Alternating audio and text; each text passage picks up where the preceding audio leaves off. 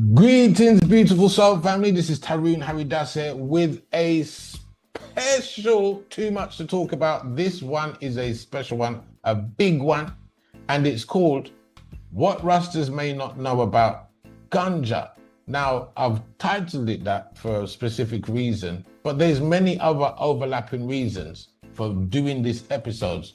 One of the first reasons is because I'm actually doing a theme at the moment on Rastafari liberty, and Ganja is a very sacred word to the Rastafari community, and there's many alignments that I want to reveal about Ganja as a whole, which Rastas may not know.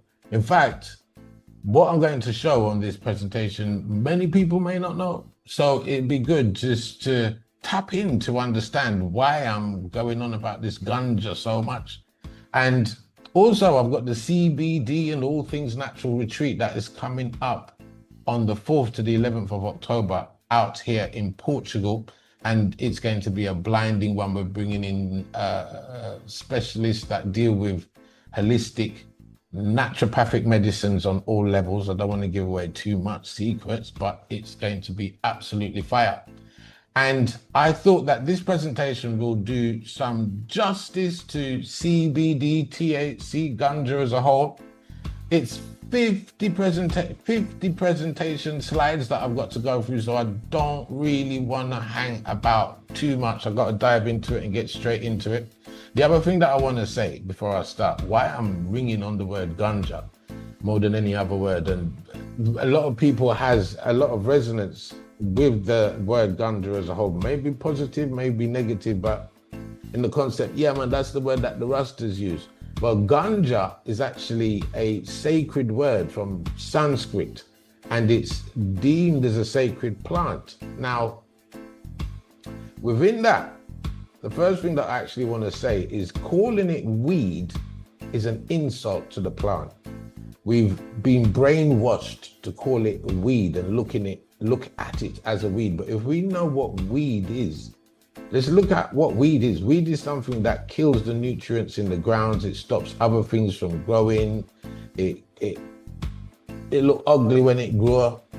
You know, when weed take over your garden, then it doesn't look pretty. It doesn't look pretty at all. And it chokes any other life form from living, crops, whatever you call it, flowers, whatever. It literally kind of destroys the habitat. It destroys the productivity of the soils or the environment. Now, Ganja, on the other hand, does the total opposite. It protects everything in the environment. It protects, especially if the roots of the Ganja plant is in the soil with other things in the environment, in the ecosystem of the plant. It's actually protecting every single other plant to grow well and nurture well. And the aroma that it lets off actually stops pesticides, bugs, and all sorts of things from destroying other plants that are growing around it. So it nurtures the soil, it helps the ecosystem thrive and survive. So it's not a weed, as we know weed to behave when it grows in the soil. So calling it weed is a big insult and a big lack of our ignorance. So I just want to put that out there before we dive into the presentation. And like I said, I've got 50 slides to get through, so I might as well get into it quickly because there's so much to talk about. So without delay, let's do that.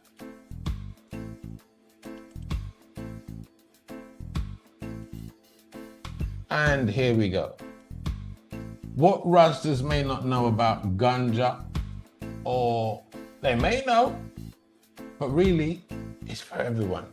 Let's see if we can bring a broader perspective to the word Ganja.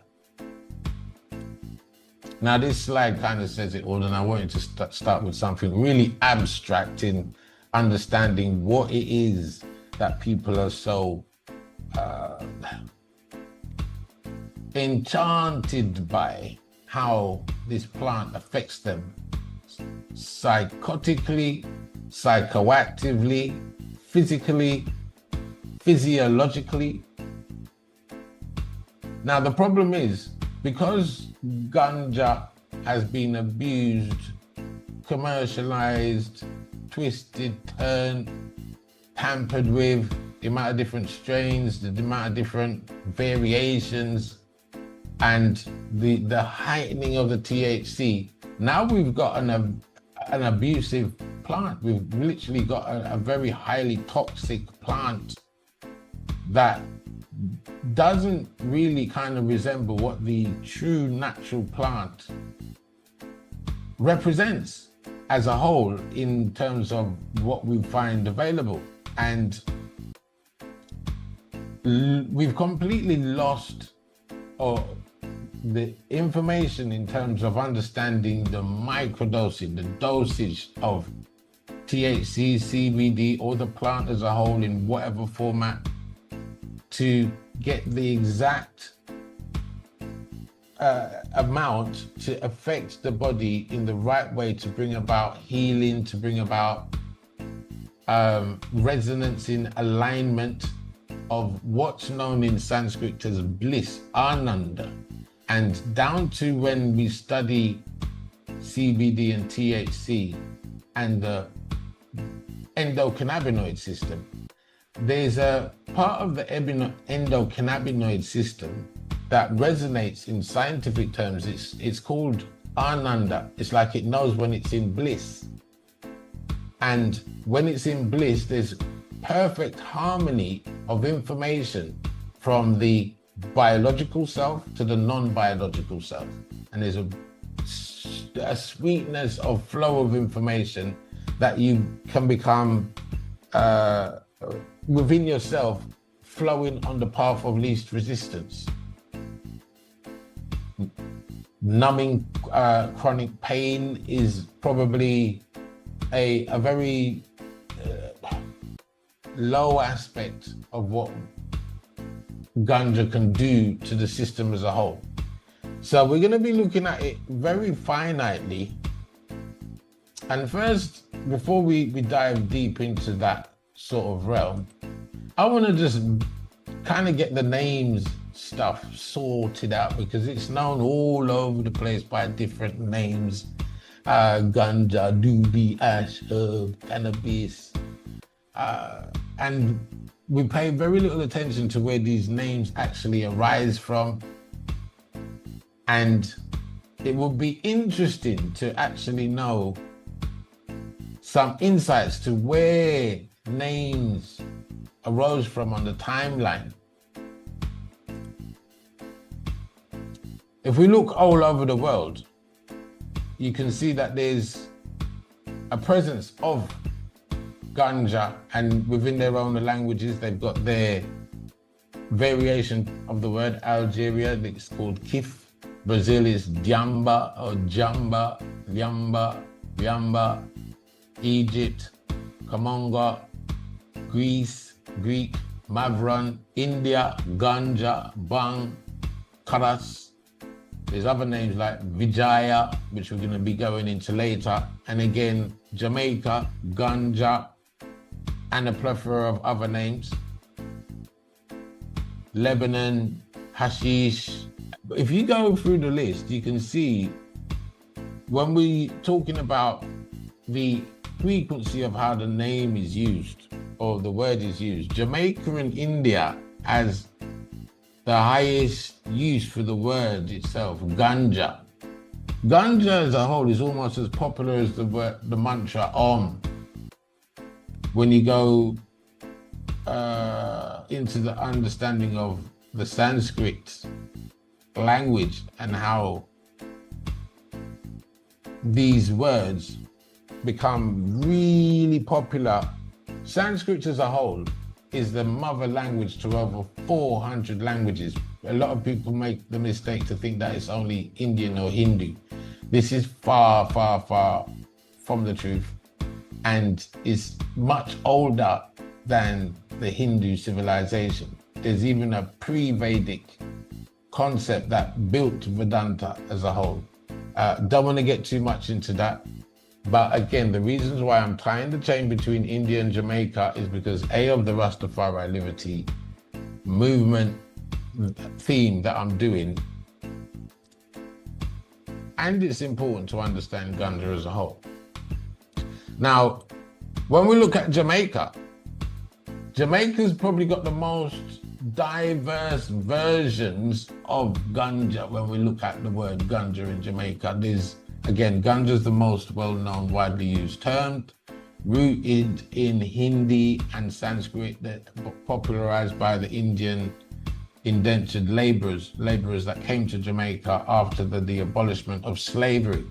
There's a lot of toing and oohing and ahhing nowadays, like, where did weed come from? Did it come from Africa? Did it come from India? Blah, blah. No, they come from Africa. No, man, they come from India. One big fight over the originations of weed. But if we look into the deepness of understanding the notion of slavery, the presence of slave masters and so forth in Jamaica at the time when Africans were incarcerated and brought to Jamaica, there was no freedom amongst the Africans to do anything, much less grow weed. That was out of it, completely out of it. So looking at the timeline of when weed was now focused on and cultivated deliberately by Jamaicans as a sacred tool, a sacred plant. This was done through the sharing of knowledge with the Hindi population that came over to Jamaica. And we'll get more than that. Again, weed, a common international slang. But again, I've told you my reservations about that word. We won't go too deep into it. Herb, the good old herb, kaya. Kaya, popularized by Bob Marley and the album Kaya, is a very sensitive word again that rings close to Sanskrit, and I will explain that later. We got sensimilia, or sensi. Sensimilia is a Spanish term.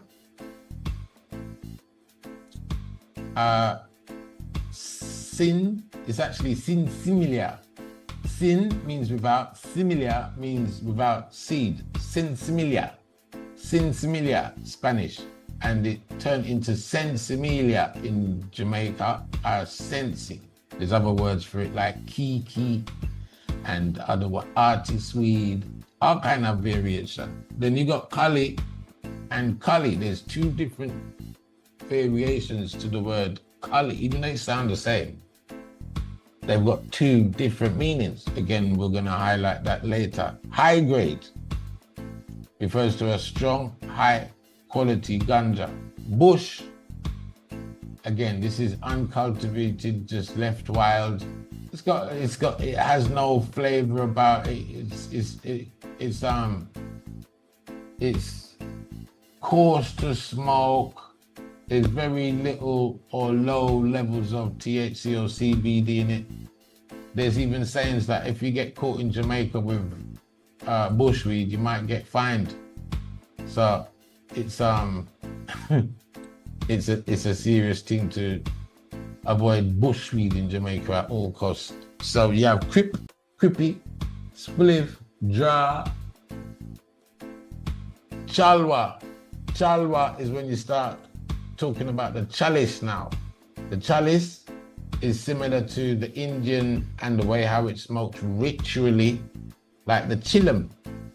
The chillum is the same principle, literally almost look the same.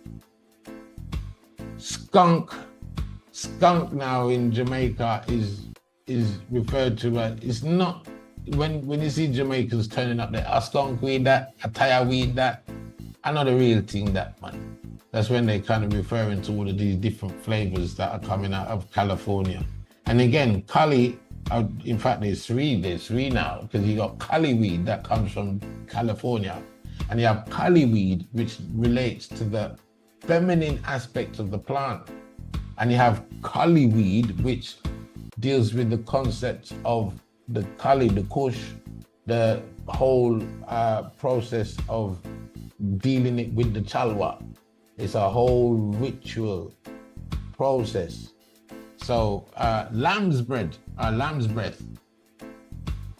This is the famous Jamaican sativa strain.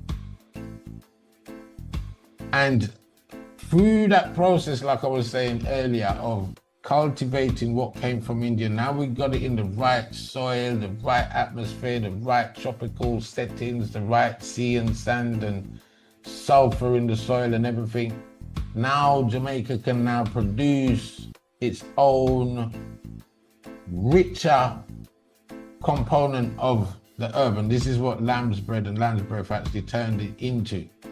So it's a very deep process of understanding the words, but if you look on the list, you can see that marijuana, even though you might hear it now and then in Jamaica, it's not that frequently used.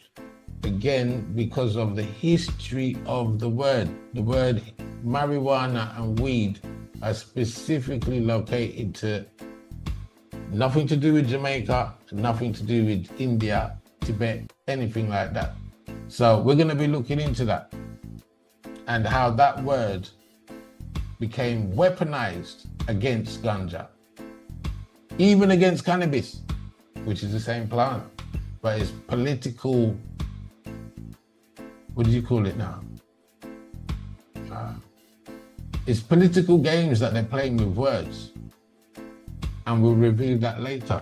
So, what do we know about the plant, and what is it that they're letting us know? Okay, it's great for painkilling and so forth. This is the kind of forefront that they say. You know, if you look at it, this is, it says killer of pain.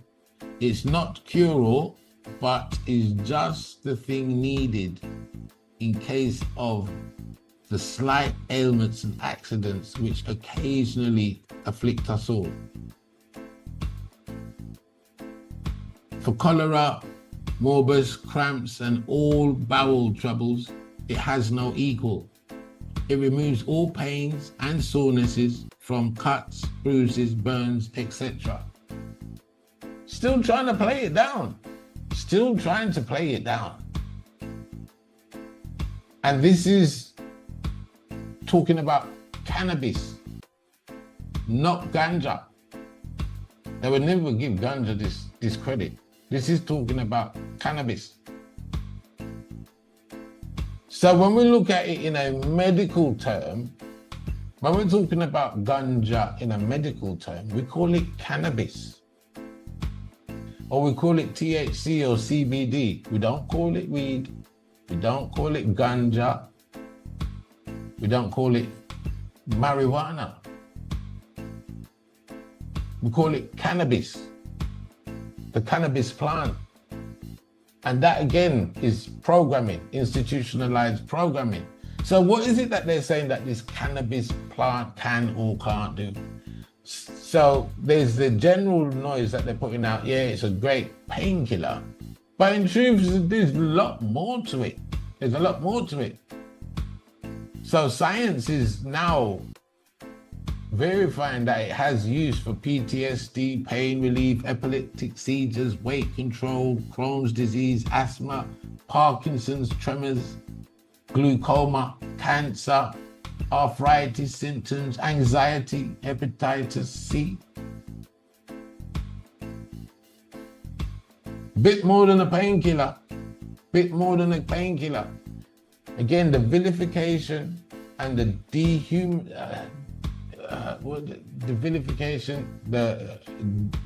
demonization of the plant. Ganja, pushed right to the back. Yeah, let the Rastas just say ganja. I know the Indians say it, but it's put across in a way that the Indians are trying to say, or trying to speak Jamaican. For the Indians that don't know, that ganja actually comes from Sanskrit, those Indians are actually trying to say ganja like a Rasta. Yeah, man, I want some ganja. But ganja will never be used in a modern day Western system. The word will never be there. It'll be cannabis all day long for a particular reason. But let's see what science is now saying what cannabis, THC or CBD can do. Let's have a quick listen to something. Over some reasons why you would prescribe CBD and THC. We have a few examples that we can show our viewers right now, and that would be anti-inflammatory. I actually will let you take them because there's a few of them. So CBD is a great anti-inflammatory. So when dealing with joint inflammation or any type of inflammation in our body, CBD can be used instead of things like ibuprofen, meloxicam, different anti-inflammatories. It's also great for anxiety. So a lot of patients are able to get off their Xanax, their Valium, their Klonopin by using CBD. It's helpful for pain, and it's a good analgesic as well as an antioxidant to help with the immune system. THC, on the other hand, actually the United States has a patent saying that it can help with apoptosis, which is programmed cell death, which means that it can help to shrink tumors, it can help decrease metastasis. So it has this anti-cancer property and also anti-spasmodic. Patients who are suffering from spasticity or muscle spasms, it will help with that as well. It's also effective for pain. And again, it can help with nausea, vomiting, stimulating people's appetite. And if CBD is not sufficient for sleep, THC can be used to help patients suffering from insomnia. Look at that. More than I even dreamed of. More than a painkiller, hey? And science is not, this is scientifically verified. The news is slowly coming out. They're now allowing cannabis to take that space, or medical cannabis. Or let's even say medical weed. Medical weed, it doesn't sound right now I've explained what a weed is it? The games they play. So let's move on. So let's look into these, let's finalize the concept of the names, marijuana, all of this and all of that. Where, how did they arise? Marijuana, Mexican, Spanish, possibly mixed roots. We're going to explain that. Smoking, form of cannabis. Popularized in the US to stigmatize black and brown users. African American, Mexican users. This is when marijuana became popular. We need a name. Marijuana and weed became popular to slander Ganja. Ganja, again, Sanskrit, meaning cannabis, used by Indians, indentured laborers, adopted by Rastafari. Cannabis, Latin, Greek, and Hebrew. Biblical and scientific name, used in medicine and law.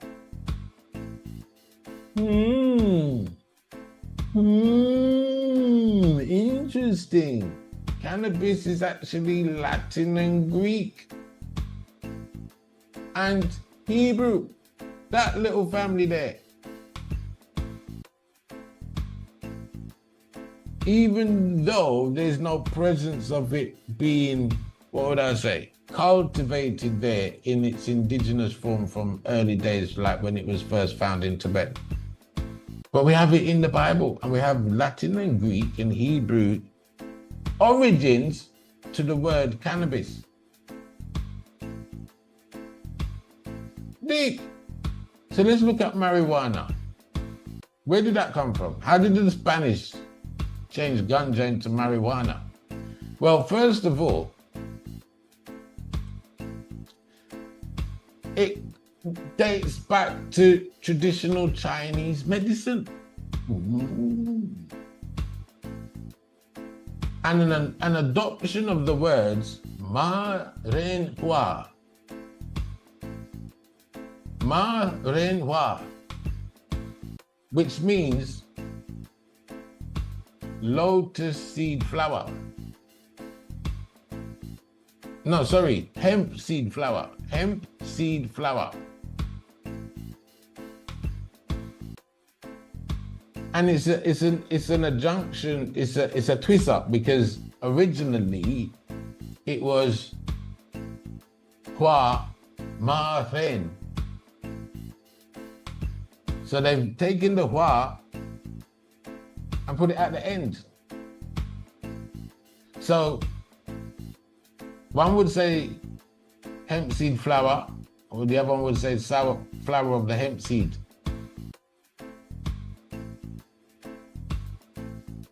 Play around with the words. Now, ma ren hua, or hua ma ren, was really talking about the hemp seed and the flower and the blooming of it. However, in Chinese medicine, there isn't much documentation of them actually using the bud so much as the Tibetans. And in the Sanskrit writings, they used the sap and they used the CBD oil, but the hemp that they grew at the time wasn't so actively potentized in the THC aspect. When it was more about the bud, that's when it became ma ren hua. More than just about hua ma ren, where the thing is about the leaf, the sap, the so forth. But when they're focusing really on the bud, yeah, we have to say ma ren hua. It's the bud now come to life.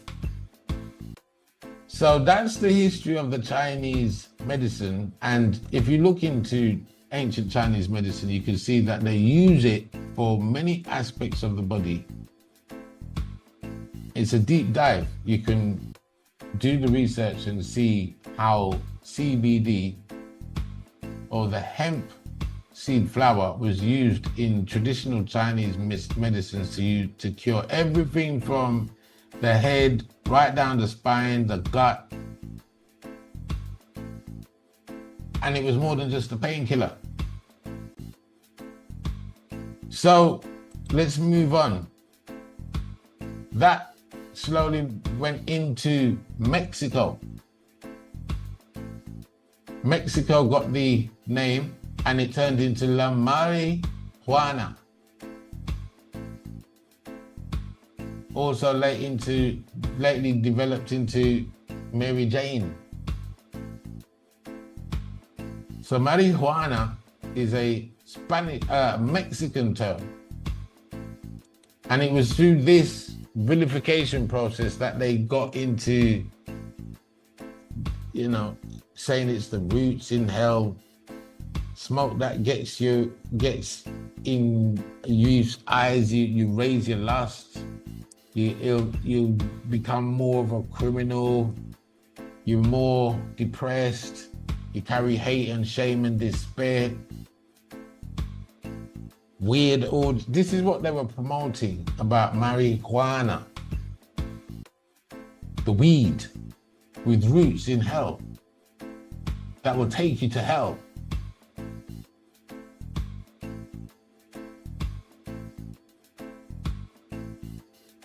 So this marijuana and weed has a very, very sort of distasteful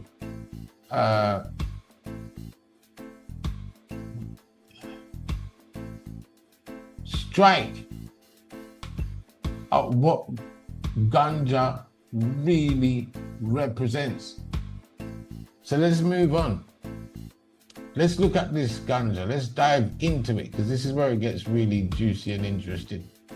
Ganja is a Sanskrit derived word. Ganja, you can see the Sanskrit spelling, is a classical word found in Sanskrit, later adopted into Hindi, Bengali, and other Indian languages. Let that soak for a minute. Just let that soak in. Later adopted into Hindi, Bengali, and other Indian languages. So Ganja,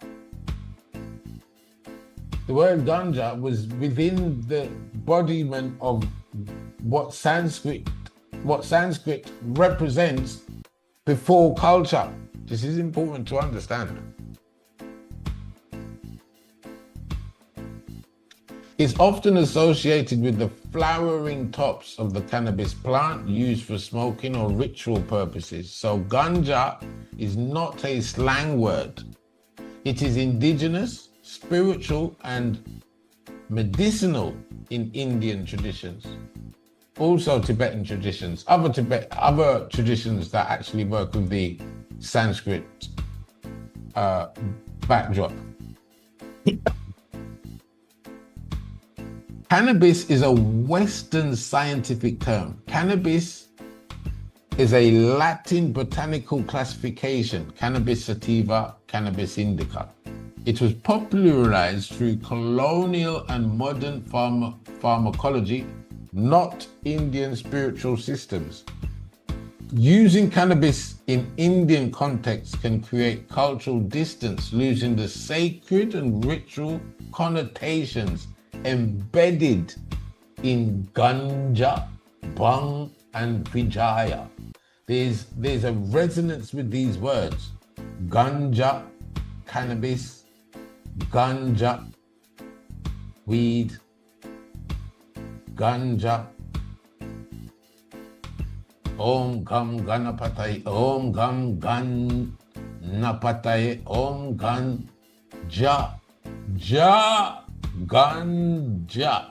Gan is a very powerful energy in the Sanskrit sense of for removing energy, removing obstacles, protecting what's at the core. You have to understand the science of the language and just don't look at it as a word that you're just throwing in the wind. It's a mantric word. It's a powerful word. And the plant is the manifestation of the word. This is the deepness of it. So,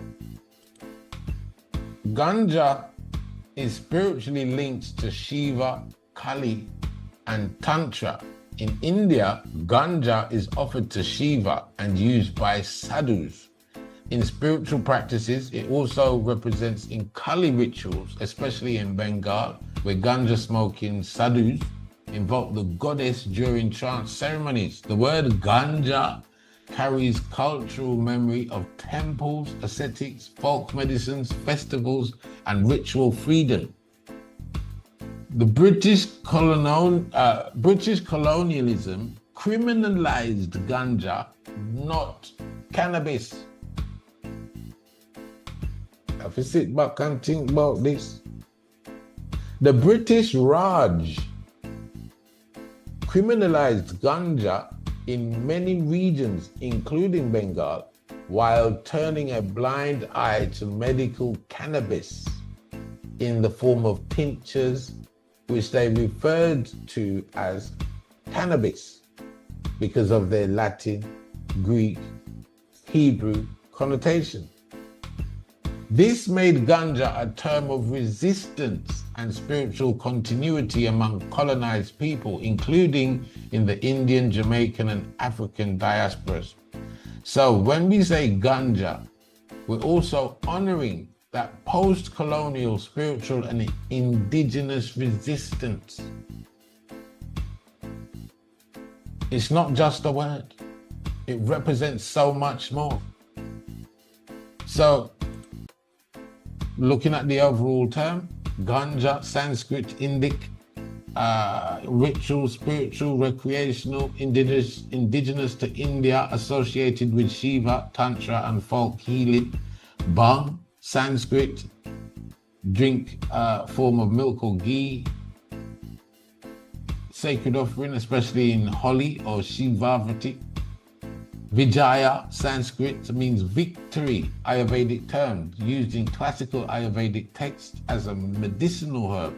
Cannabis, Latin, botanical, scientific, used globally in medicine, law, and modern discourse, but not sacred in origin. Now, at this point, you must be saying, hold on a minute now. Ganja, Sanskrit, Shiva, Kali. But I'm sure Shiva is a Hindu god. What you try to tell me now? Well, actually, it's a little bit deeper than that. It's a lot more deeper than that. Let's look at Shiva. Now, before we look at Shiva, I forgot this slide was here, but this is important. When we're talking about Shiva, in fact, let me just save that because that's coming up on the next slide. Let me just fit this in. Let me just fit this one in because this is important.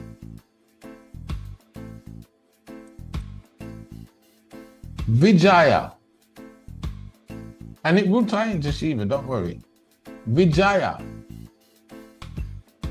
meaning victory. Used in classical Ayurvedic texts as a medicinal herb. And I said something about Ganja being a manifestation. The plant is a manifestation of the energy of victory. This is a key thing. The plant is a manifestation of victory. And when aligned with the human body in its right context and right sequencing, something victorious happens within the body. That you are able now to tap into your true identity and your true bliss and tap and relate. There's a saying in Sanskrit, I've spoken about this in many lectures, Sat Chit Ananda. Your truth, your bliss, and your right to exist. And when you're in that full sense of being, you're now close enough conscientiously to sense the God particle within you. You can now sense the essence and the quality of the soul heading towards the super soul within. Atma, Paramatma aligns. Now, the problem is a lot of people don't know themselves. So if you've never met yourself on a certain level and you've just lived a life of just being worried about what's going on in your head or in your emotional bracket, you really don't know what's inside. You really don't know the parameters of higher consciousness and what that actually means to operate at a higher level internally. You've never been there. So sometimes, especially when you pay regard to the process of dealing with Ganja on a sacred level, and you're dealing with the right amount, the right dose, the right this, the right that, and you're using it in a medical context, the things that it can do to your consciousness or to the quality of your inner God consciousness, where you're integrally aligned to the point that your word, your truth, your feelings, everything is in alignment with the one energy, the word that leaves your mouth. You're in perfect alignment. You're not discombobulated. You're not decoherent. So this is the concept of Vijayā. And it's known in Sanskrit as the fifth sacred plants of Vedanta. It's known as the God plant, and here we are calling it a weed.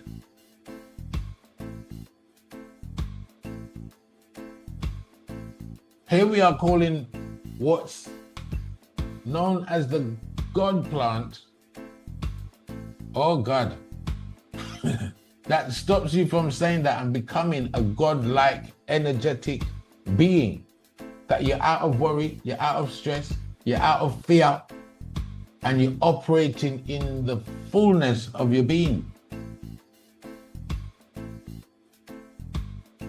So let's see how this thing turns out. Vijayā. Let's look at Vijayā because this is important.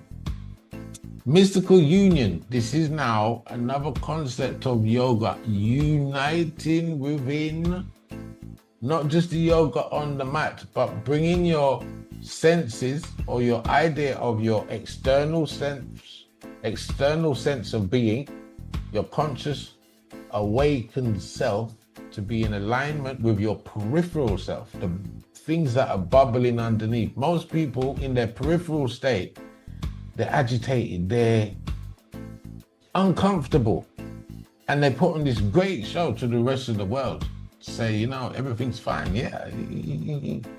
When in truth, that's decoherence, that's disharmony within, much less anything below the peripheral self, the subconscious self, and spirit energy, soul level, completely out of alignment. So again, using this as a sacred process to bring alignment, that the conscious self is in bliss, the peripheral self is in bliss, the spiritual energetic self is in bliss, the soul's aspect is in bliss. This is what yoga is. When you get all these aspects of your internal self in alignment, that now every action is made in bliss, in truth, in solidarity and sovereignty to the concept of your right to exist. It can't go wrong. Can't go wrong. This is very powerful in understanding the mystical union. So Vijayā was ingested, smoked, or anointed in dissolved to dissolve the boundary between self and the divine. It was said to deepen dhyana, meditation, meditative absorption, and bring about samadhi.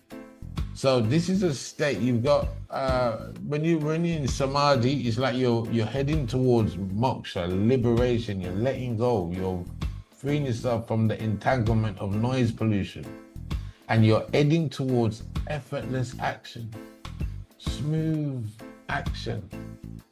So again, spontaneous state of union with consciousness. Not just your everyday conscious state, your peripheral state, your spiritual state, your soul state, because they are all reliant on the state of consciousness. All of those states are conscious. And this is how you are aware of them. So in some texts it's associated with the state of umana, no mind. In other words, there's no interruption. And this is when you're going into some deep spiritual tantric practices where you actually don't want the mind to even make up anything to get in the way of what the peripheral and soul conscious self wants to do. So understanding it on a real, a Rasta man on the chalwa would understand what I'm talking about. A man on a chalice would know what I'm talking about. Some people, when they go to Jamaica, so them go out there and they go jump on chalice and then bring bust in a tooth one time. Because again, no appreciation for the process. You didn't do no fasting, you didn't do nothing. You just go jump in at something where you don't know nothing about and go mess up yourself. It's your ignorance to understand what you're actually dealing with when you're dealing with such a powerful plant at such a high level. You can't just jump in and say, yeah man, yeah man. No, I mean that. No, sir. No. Misuse. And what happens with misuse? Abuse. And then you suffer because of your lack of ignorance. And these processes are highly documented, well-versed and well laid out, structured. It's just the average common man knows nothing about these things. Absolutely nothing. So what I'm sharing, and I will get there, I will be sharing certain aspects of the rituals to understand the realism of what we're talking about, because even till this very day, it is still highly regarded. So, it wasn't calming the mind, it was dissolving it. Deep. Opening the inner fire, the Agni, solar plexus. Now, a lot of people don't realize how damaged their solar plexus, or that energy of fire to get into life, is damaged.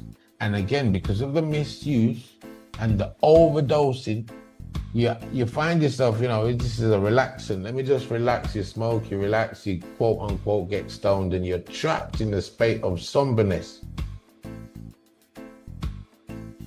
Now it's working in reverse. You're ingesting it either through smoking or drinking or eating or whatever, with no intention on the mind. It's like jumping into a Ferrari, sticking it in first gear. You're not even holding the steering wheel. Handbrake off, hit the gas pedal. Let's just see where the car goes. No intention, no prayer, no direction, no nothing. Just dive in. Light up, hit the gas pedal. Let me see what happens next. No control of the force that rises when you interact or ingest, because it triggers something to start a process. And if there's no internal guidance for this process, it does the reverse. It goes, all right, well,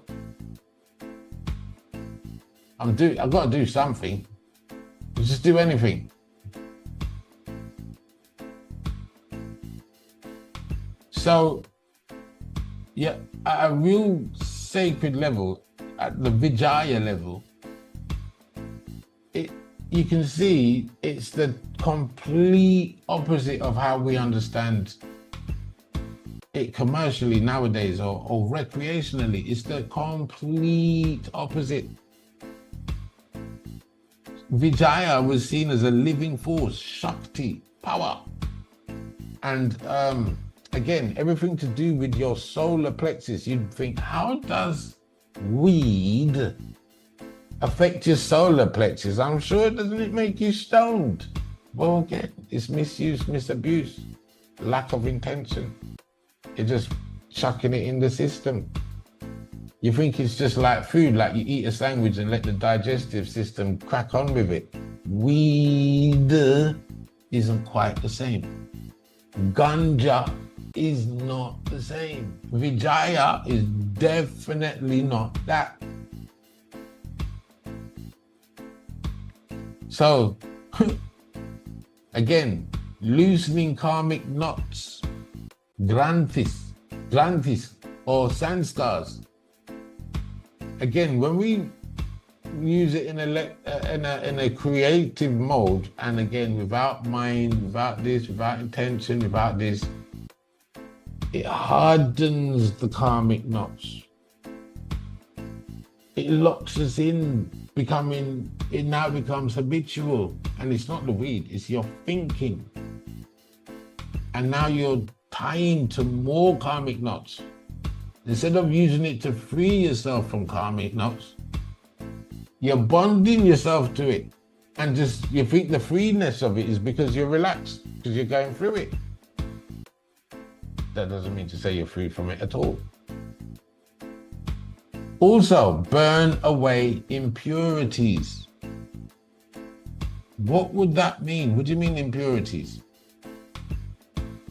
I'm not talking about sicknesses of the body, I'm talking about impurities in character and personality. There's a concept, two people want to fight, give them a spliff, they'll forget about it. It's all right, believe it, next time. You see you. But impurities, again, when used in the right mannerism, right sense, right dosage, right everything, It will clean up your character. It will clean up your personality. There's already formulas for dealing with bipolar type scenarios with CBDs when your head not good and so forth. Ganja, especially in Jamaica, they're very, very astute on that, very on it with dealing with mental cases and using ganja as a premium medicine, and not smoking it, like doing alchemical processes, extracting and so forth. It's an extremely powerful plant. So again, illuminates the subtle channels, the nadis. These are the 72,000 nerves that you have in your body. It illuminates and protects and nurtures your inner channeling system, that it runs effectively and smoothly. This was not recreational. It was radical inner transformation. This is what Vijayā stood for, radical transformation. And when the Indians brought it over to Jamaica, amongst the slaves, they needed radical transformation. They needed a new mindset quick. They needed to, listen, I don't care if the slave master's gonna whip me or whatever. It's about the mindset. And once I stand up for myself, it's gonna have to stop. No, man, you can't do this. No. Radical transformation. You can deal with extreme pain, mentally, physically, physiologically. With the suppression that Rastas went through at the time of the birth of Rastafari movement, the Ganja saved them. The Ganja, right now, if you eradicated Ganja off the planet completely, your suicide rates would just shoot through the ceiling. Shoo! Straight. Whoo! Even on a recreational use, it's got some benefit. So, bringing back to the point, that radical inner transformation, it wasn't just like, oh, I'm all ethereal now. No, that resilience, that resistance, that fearlessness, that ability to stand up against oppression and so forth and shrug off whatever's coming and being stoned and thrown at you. The Ganja played a crucial part. Burning away impurities, even the idea of judgment in terms of what slave owners were classing you as. So you're living by an identity that the slave owners have given you, which is not serving you no purpose whatsoever.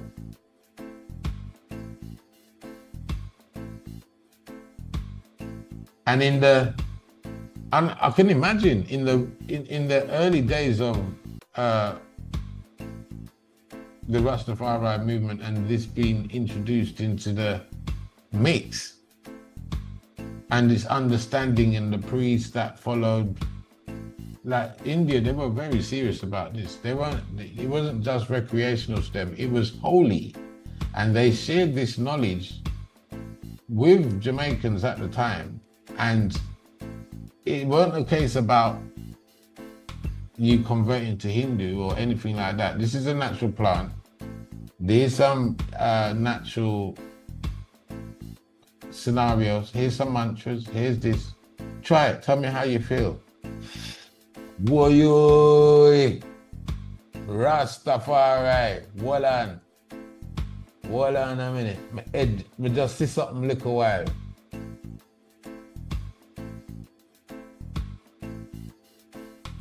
I just saw myself standing up against the oppressor. Wonder if that Yeah, man, I can do this. I can stand up for myself. I can fight for my bliss.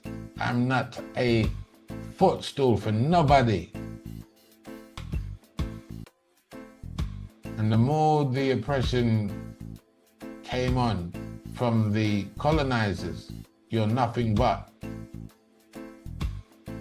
That ability to loosen karmic knots, to loosen impurities of judgment, to illuminate.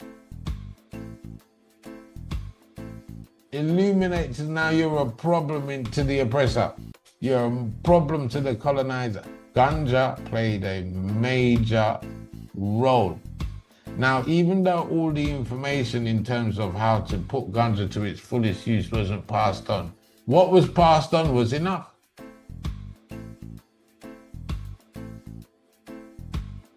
And everything in its right time with them said. Because even though when you're dealing with it on a recreational level, and again, you know, intentions and this and that, it will do something. It will go in and it will do something. Like I said, ganja never kill anybody. But it will be good to experience it in a whole new intentional way, rather than just jumping in the car, starting the engine, handbrake off, no hands on the thing, and just hit gas. And let's see how far this thing goes. Yeah, man, I feel it. Oh God, mash up. Can't think straight. Now, if you thought with intention before you even built the split or whatever, the blah, blah, blah, if you become intentional in your thinking and so everything starts to change. Everything starts to change. The flow of how that energy within you arises in the body and the brain starts to change according to the quality and depth of intention. So, thresholds and trance states. Vijayā was often used as liminal tasks at liminal times. It wasn't like an everyday, yeah man, you fancy some ganja? We go for some. No, it wasn't like a recreational every day, every minute. It was a very strict process of how you deal with Vijayā because of the potency. So it was often used at liminal times, dusk, midnight, eclipses, solstices, funerals, when the veils between the worlds were thin. So especially at the solstices, winter solstice, October period, warrior, Black History Month, warrior, the veil is thin. I always wondered why did they put Black History Month there and then, right at the Halloween business and so forth, which is right in alignment with Diwali. Now, if you understood Diwali from a energetic perspective, from what Sanskrit teaches about the energies that are rampant at Diwali and the switchover of the seasons and all of this, and the thinness of the veil, number one, you would not entertain fireworks and Guy Fawkes Night and all that evil stuff and blah, blah, blah, blah, blah, and da, da, da. And again, in the call upon evil by those that are practicing evil at that time is phenomenal. You'd be surprised how many people are doing their things and calling things out of the ether into, you don't want to know. You just don't want to know. Some of these practices would really turn your stomach up. So when it comes to you doing your thing, you have to run your shit tight so you don't walk with your head back loose and leave yourself vacant for other things to pop in and take use. So, Vijayā was often used at liminal times. It was a portal herb used by yogis, sadhus, and tantrics to enter trance, communicate with ancestors, deities, or siddhas. Die to the ego and be reborn into insight. That one there's deep. Die to the ego and be reborn into insight. I'll explain that. I'll bring it down to common law language. When we're going through problems, it's always about how we perceive the problem, how it affects us. Oh my God, look who's doing to me this, that, and the other. And under the quote-unquote influence of Vijayā, you're allowed to let yourself go of the problem and look at it as a situation from a whole new perspective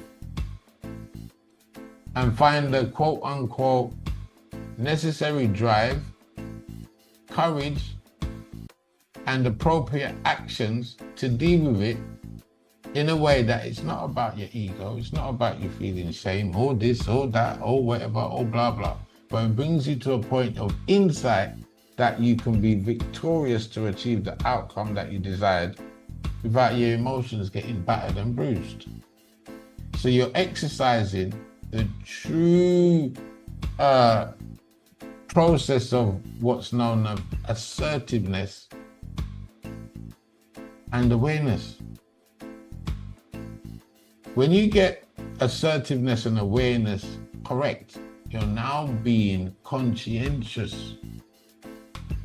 And in your space of conscientiousness, you now have a chance to be in control of the peripheral self and listen to the energetic spiritual self for information to pass through in that alignment, not just from head space or emotional space, but from soul space, and watch how manifestation works quicker, smoother on many levels. So it's really deep to understand when they talk about die to the ego that is getting in the way of outcomes. In today's modern day psychology, it'll be termed as you need to get out of your own way.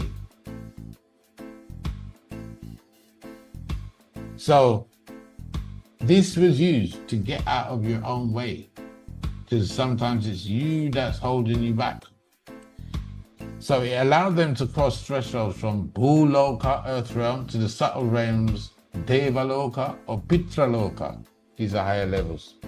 In Sanskrit, the highest one being Brahmaloka in the physical realms, and then after that you passed over into the realm of how the crown chakra can open up into Govindaloka. There's a whole trip, and depending on your path, whether you're a sadhu, there's different types of sadhus and tantrics. We'll get into that. You can see we're going pretty deep on this. So ultimately, it was for breaking the bonds of social conditioning. Similarly to the position that you'd find the slaves in, and through the social conditionings of the colonizers, they had them seeing them a certain way, and that would never give you any kind of feeling that you're even worthy of being alive. If you think of how much countries have fought to keep the British Empire out of them, and look at the torture that they've done to humanity over the years, and and this torture and social conditioning, that's the worst one. That's the very worst one, because even to this day, what they consider third world and this and that, and all the slander on ancient nations and Africans, and only modern day this, that, and the other is what we're supposed to be paying attention to, when that is even inviting you into more sickness.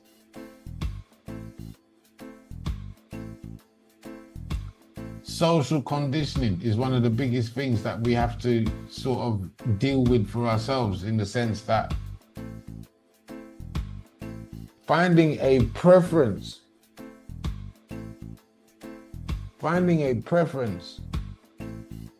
or finding a mirror that reflects the truth, that we can refer to it in honesty. And this referencing allows us, or gives us, the knowledge for us to grow in authenticity, integrity, and sincerity. But right now, we can't say that for the schooling system. We can't say that for the social system. We can't say that for the workplace. We can't say we see any form of uprightness being held on a government level right across the board, till it really affects that same, the puppeteers, if it ain't the media, if it ain't the inner conglomerates, the inner sanctums that controls different markets. And it's a serious thing. Common people are given, even on a technology thing, they're given things that are 40 years old. So behind. And again, all the social conditioning right down to the fabrics of alienation, keeping communities apart from each other and breaking up the sense of family togetherness, and so much social conditioning where you're alienated, you're plugged out, and you're feeling like you've been hijacked. And you're in the system, but you don't feel like you belong in it. And you're just playing this game, playing along. Social conditioning.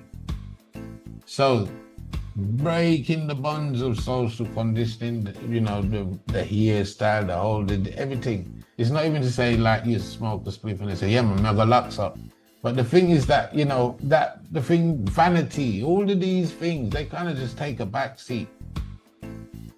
They take a back seat. And if you're dealing with it on a conscientious spiritual level, in using it in the context of how it is guided, how it is written, the formulas are there to guide you to moksha, guide you to liberation, guide you to freedom, guide you to a sense of wholeness within your being. This is the sciences that have been hidden from us about Ganja. So breaking the bonds of social conditioning, many renunciates, Nagas, Avadutas, and Agoris deliberately used Vijayā to transgress social norms, destroy the false sense, the one that's playing the game with everybody, Ahankar, that creates the sanskars, that thing that keeps you pretending to play the game when you know the game's full of nonsense, and you're just playing along for playing along's sake, and you're burning yourself out. You're not really getting any internal sap that gives you like, oh, this is great to be alive. I get to play along. There's nothing. It's just empty. Couple of holidays here, couple of holidays there. Once you've been the sense of emptiness. What do I need to do next? No sense of contentment. This is the false self. The true self is always content. It doesn't need a thing. But this false or this conscious everyday self that is riding off of the peripheral self, that is sometimes, in most cases, mind farting. Oh, this is wrong, depression, I've got to do this, And deep within now, you would not believe that there's a still blissful, happy version of yourself within, with all of this turmoil going outside. You wouldn't believe it.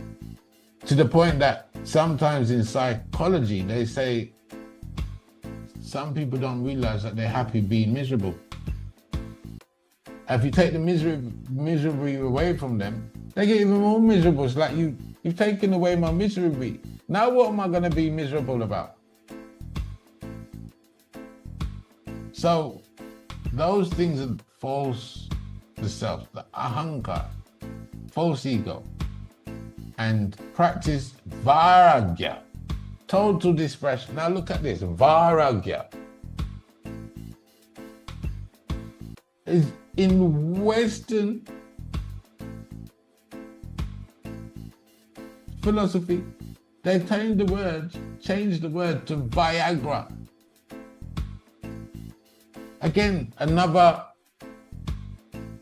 I don't even know what to say. So Vairagya is your inner strength, the thing that balances the animalistic side of you with the being side of you, the pureness of being, allowing them to resonate perfectly in harmony.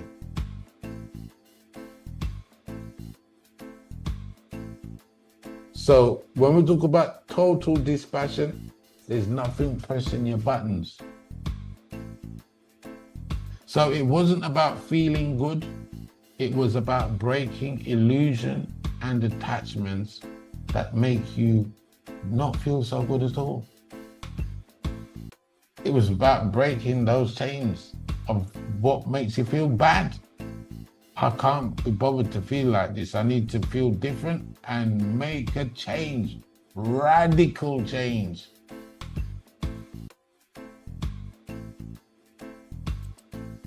So, function, trance, induced states of ego dissolution, deep meditation, alchemy, activation of the inner fire, the Kundalini, and subtle perceptions, ritual used during powerful rites, eclipses, death rites, secret ceremonies, which we're going to go into, revelation, accessing otherworldly knowledge, ancestral messages, transgression, smashing ego, caste, class, or body identity, deification, becoming one with Shiva, Kali, or the Absolute. Told you Shiva was coming back. Told you. Now I did. So we now have to take a deep dive on the Shiva and Kali thing to understand how does this even relate? What do you mean to say? May I smoke something, okay, from the gods, are the gods this? Is it, I thought Shiva was a Hindu god and blah, blah. Now you pull me right into the mix. What is going on? Don't forget, it was the Hindus that brought it to Jamaica in the first place. However, the Hindus are talking from their understanding and their level of coding that they understand to the language of Sanskrit. Again, Sanskrit is not Hindi. Anyone can learn Sanskrit. In fact, many did. And I want to blow the thing on the Shiva cover. First and foremost,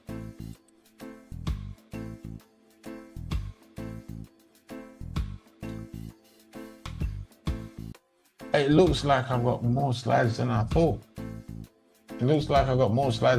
I told you there's 50. So let me just go through something here. So, okay, now I know where I'm at. So when we was talking about Vijayā on that sense, it's the internal functioning. Don't worry, Shiva's coming. Even the Hindus are gonna go, oh my God, I didn't even know this. Watch when Shiva comes into the story. So we don't really want to miss this out. Vijayā and healing the physical body. This is really important because we spoke about the head stuff there. We spoke about the internal management of energy from a self-conscious, peripheral, internal, subconscious. That's how Vijayā works on that level. But outside of that, it's still very powerful on the physical realm. It's extremely physical, extremely powerful for the body. So Vijayā and healing the physical body looks like this. It's regulation of Agni, the digestive fire. So Vijayā stimulates Agni, digestive and cellular fire, making it helpful in low appetite, malabsorption. That is when now there's a saying that if you eat too much junk food and you start to give your body good food, it won't absorb the good food because it's so used to the crap. So now you have to retrain the body to actually absorb good nutrients. Vijayā did this. Ganja did this. So malabsorption and chronic armor, toxicity buildup. So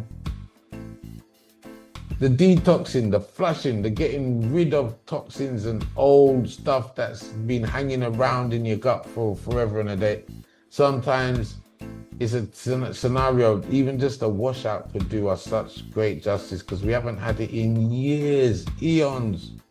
And that idea of toxicity build-up in the 6 or 7 tissues that Ayurveda talk about, that it slowly reaches the mind level. So this is detoxing toxicity from the mind level all the way to the physical gut. That vibration is sending electronic pulses right through your 6 sheaths, right down to the bone. It's helping pull out bone marrow to heal, while it's getting rid of, blowing up cancer cells, shrinking tumors, all sorts. And especially the toxicity build-up in the overall system and the gut. Most problems start in the gut.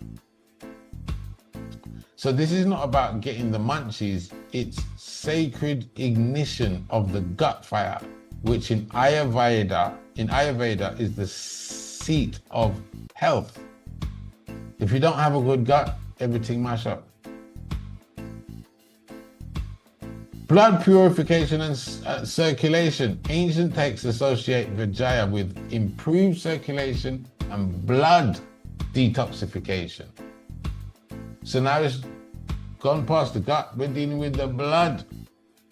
It promotes vasodilation. That's the fluidness of the blood. So when people take aspirin to thin the blood, no need. Reduces kapha stagnation. So this is stuff that blocks up, when there's an uneven thing between red and white blood cells and things that follow along the stream, it cleans all that out again. Clears blockages in the strotas, the body channels, the 72,000 nerves. It clears it out. This is why it was sometimes used in wounds, healing, boils, and skin disorders as poultice, paste, or smoke.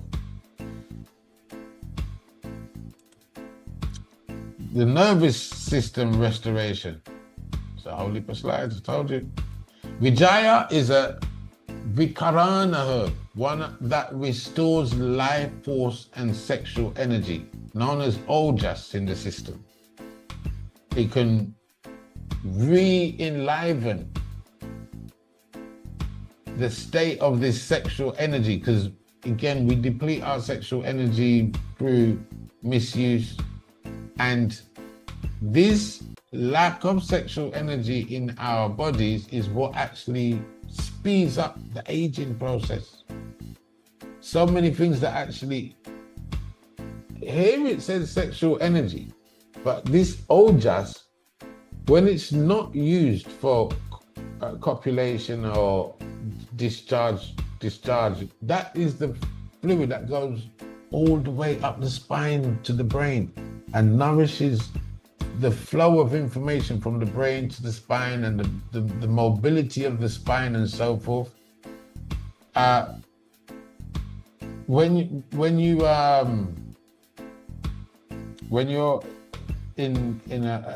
copulating and you have this burst of energy, ejaculation.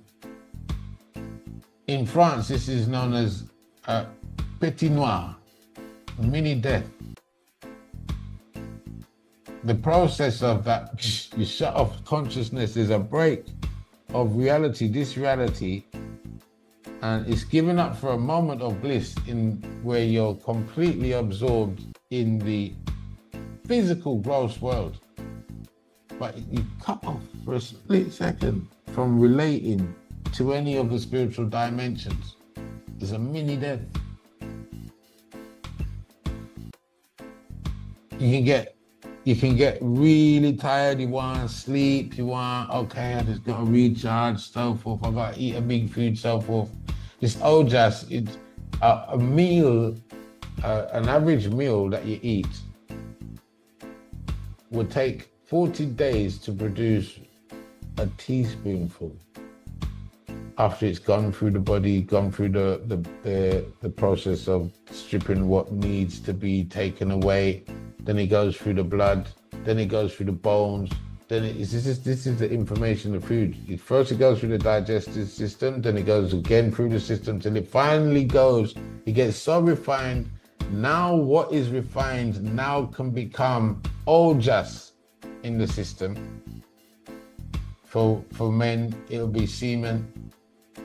Similar for women, that same ojas is there, and it is now flowing up and down the spine and keeping communication between the brain and the rest of the body, and empowering the functionality of the endocannabinoid system, so information from the biological and non-biological self can run smoothly. When ojas is depleted, the information starts to gets lost, distorted, homeostasis sets in, old age kicks in. So the replenishment of this can be found in Vijayā as well, to bring back your youthness and power and resonance in being, not just for sex, but for the wholeness of your life. So that energy can now resonate. So, Vata in the Maja Dhatu, this is the nervous tissue. They've got 6 tissues, like I said, and the Vata aspect is that energy thing that makes the whole thing come alive. Insomnia, tremors, overstimulation. So for instance, you might go to bed and you might feel a little tremor because you've been going through the day all stressed and so forth, and you go to bed now, you feel this tremor all of a sudden kicking. You can't even control it. It might start in your arm, it might be in your foot, it might be anywhere. And it's like a decompression of energy now, and you have no control over it. That will fix it. Nervous exhaustion from trauma, overwork, or overstimulation. Burnout. These are the cues that allow the body to fall into a cancerous state. Hint, hint. This made it a tonic for yogis and warriors. Remember, you got the yogis out in the mountains and the distance, some harsh environments. In some very harsh environments. Warriors on the battlefield, again, in harsh environments. How do they overcome these harsh environments? How do they overcome healing on the battlefield? And them have to get up a morning and continue with the war or whatever they might deal with. Vijayā.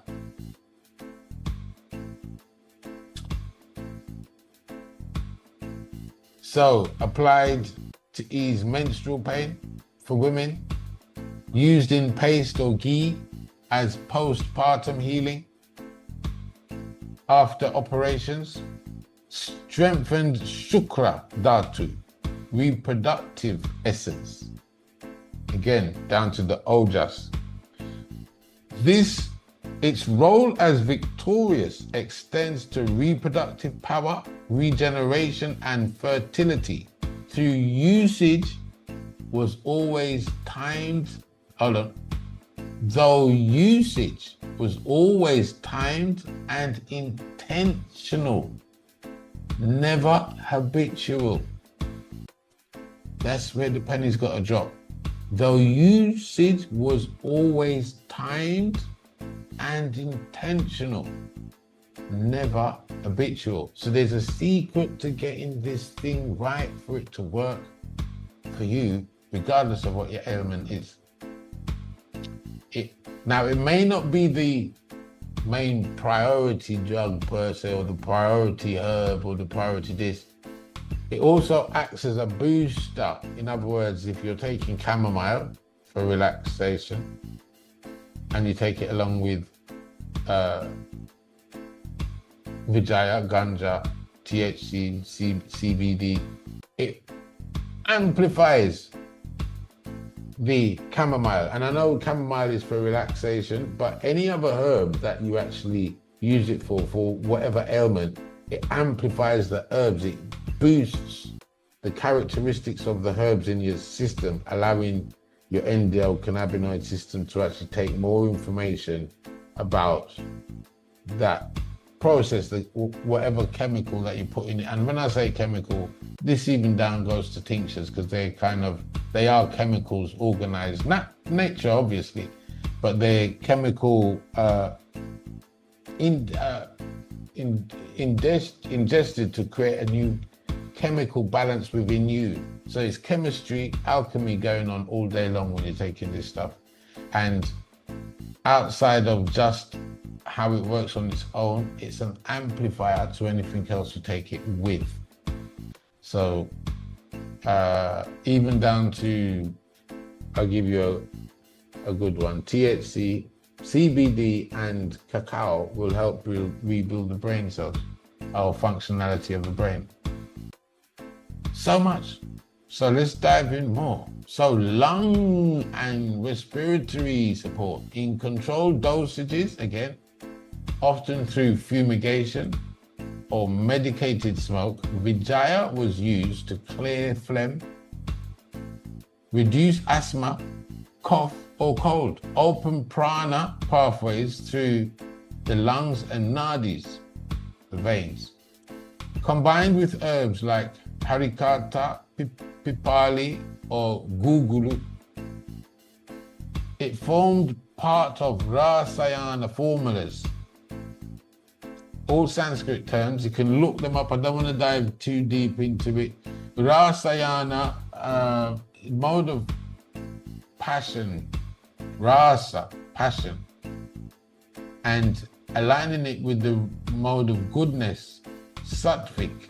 So these sattvic herbs aligns consciousness to work in the mode of goodness with drive, with passion behind it, not ignorance and passion. Because most of the times you're fighting someone or a state that's become passionately ignorant within your system.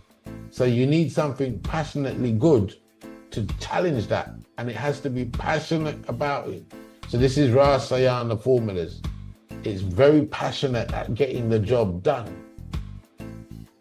So while modern users often focus on pain management, that's a very limited lens. In truth, pain and inflammations are expressions of imbalances in Vata and Agni. So that's your internal system, life force and the fire within. And if they're disproportionately in place, out of place, your body, your mind, everything will suffer. This is why traditional Ayurvedic physicians used it only after dosha analysis. In other words, they're going to work out your body type. They're going to work out what you're doing wrong with your body type. And now they can look at it in introducing it in a sattvic sense. Yeah, so after they analyze a dosha and often combined it with ghee, black pepper, licorice, or mineral ash to enhance its sattvic, clarified qualities, its good qualities. So you have sattvic, which is good, rasa or rajistic, which is passionate, and tamasic, which is ignorance. So sativa, sattvic, it's all playing along with bringing the resonance of self to a good place. So why modern use misses the depth, ultimately, Isolated compounds like THC, CBD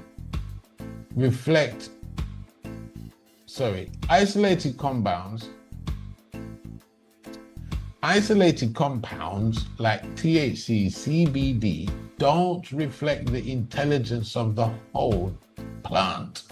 Without mantra, timing, intention, and proper anupana vehicle, its healing gets reduced to just relaxation. Vijayā was never casual. It was sacred, supervised, seasonal, and often ritualized. So the fact that you've taken out the mantras, the timing, the intention, and proper anupana, the vehicle, which is the mind,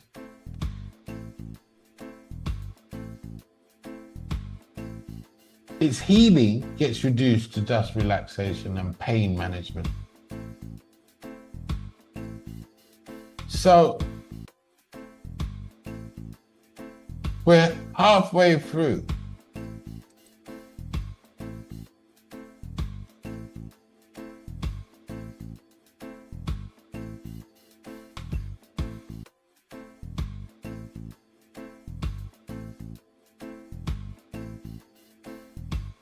So we've reached,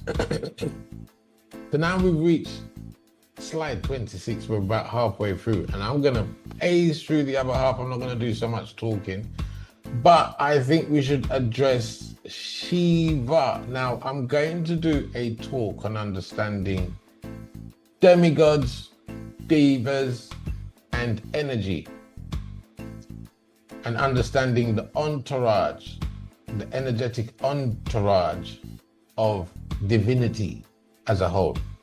And that's going to be a deep one. That's going to take 2-3 hours to understand on its own. But just to give you a brief insight on Shiva. Now, this is how I see Shiva. Dun, dun, dun, dun, dun, dun. Am I Shiva this? Now, Hindus must be saying, okay, maybe, but no, this is not Shiva. This is not Shiva.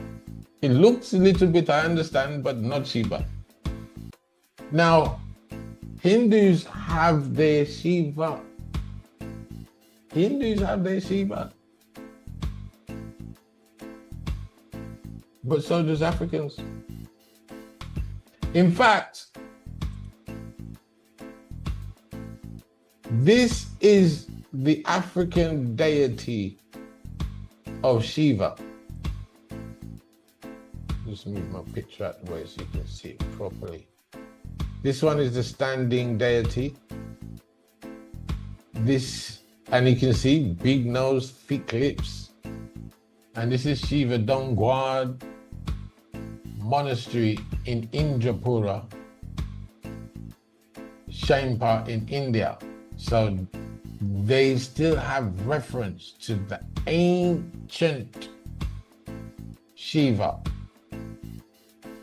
before it was colonized by the noble Aryans. This is what the current Shiva looks like.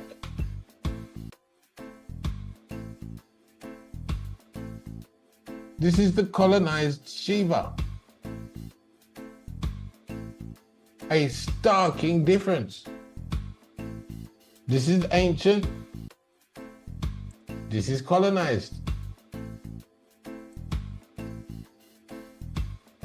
Let's run through this fast. Again, you can check and do your historic research. Pre-Vedic Shiva and indigenous traditions. Shiva predates the classical Vedic pantheon. Shiva predates Hinduism. Often seen as part of pre-Aryan or Dravidian traditions. In other words, the Dravidians were not a part of the Vedic pantheon, but their knowledge was stolen and made the Vedic pantheon. Possibly indigenous to the subcontinent, now politically called India. His form aligns with proto-shamanic animist. And when we say animist, we're not talking about animalist, we're talking about animation, the idea of life coming to play, movement, and nature deity archetypes, which are also found in African spiritual systems linked to Africa. Some researchers suggest that if Shiva is pre-Vedic and part of an older animist worldview, this worldview may have shared roots or common ancestors with ancient African spiritual systems. You can do the research, it's there. So the primary word, the primary verse that aligns, this one's a big one. This one, hold on to your shirt here. All Hindus, hold on to your shirt here. In Tantra, when we're dealing with Vijayā and the sacred plant, and Yantra, Tantra, Mantra, these are the three forms of involvement or invocation or practicing anything to do. Mantra is internal prayers. Tantra is using natural ingredients or natural. So Tantra will be the form of alchemy. Yantra is sacred symbols, sacred geometry. So Tantra, elements, Yantra, symbols, mantra, inner prayer. So the tantric aspect of using the Vijayā Ganja plant was with the Mahamrityunjaya mantra.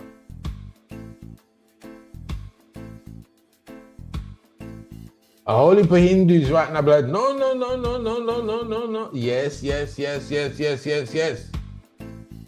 If you go back to ancient or even tantric practices of understanding what the concept of Shiva represents on an energetic principle, and how we're going to do this is simple. Forget the deity. Just put the deity to a side for a minute. Yeah, just put the deity to the side, and we're going to think about it on energy. And what does this energy do to us? What is it unlocking within us? Because ultimately it's about us becoming the energy, or having that energy prominent within our being. So a Hindu will be chanting Om Namah Shivaya, Om Namah Shivaya, Om Namah Shivaya, Om Namah Shivaya, Om Namah Shivaya. Beautiful mantra. So let's break this down. What happens if you was to just sit there and go, oh? Where do you feel that? Do you feel an opening happening within you? Oh, like a sort of opening. Oh, and we go, Can you feel it in your head? So,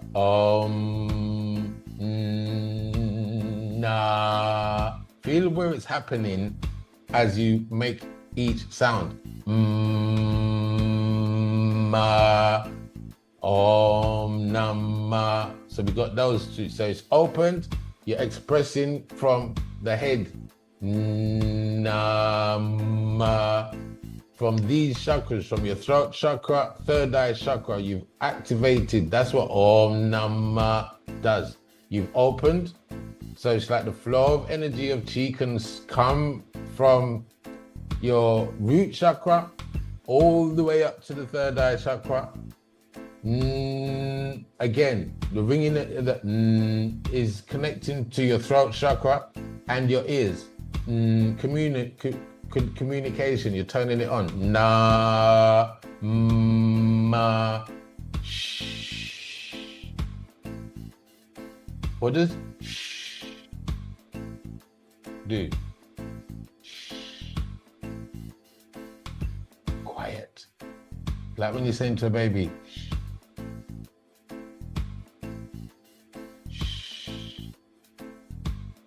that's silencing the mind. Now, hold the V. Where are you feeling it? Solar plexus. You're activating the solar plexus. Va,